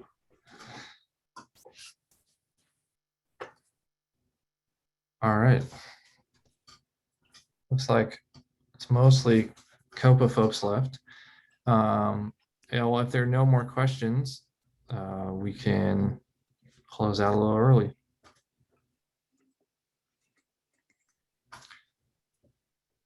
All right. Thank you, everybody. That's good to me. Thanks, Stuart. Yeah, thanks, Stuart, for doing quite a bit of the heavy lifting here. Yeah. Stuart, do you want to combine all the slides into like a big slide deck, which might be more reasonable, or do you want to upload? Yeah, let's make a big one, and then I will like do the upload or whatever needs to be done. Yeah. Okay, I'll send to you. Well, thanks. Right. Bye, everybody. Thanks, guys. Thanks.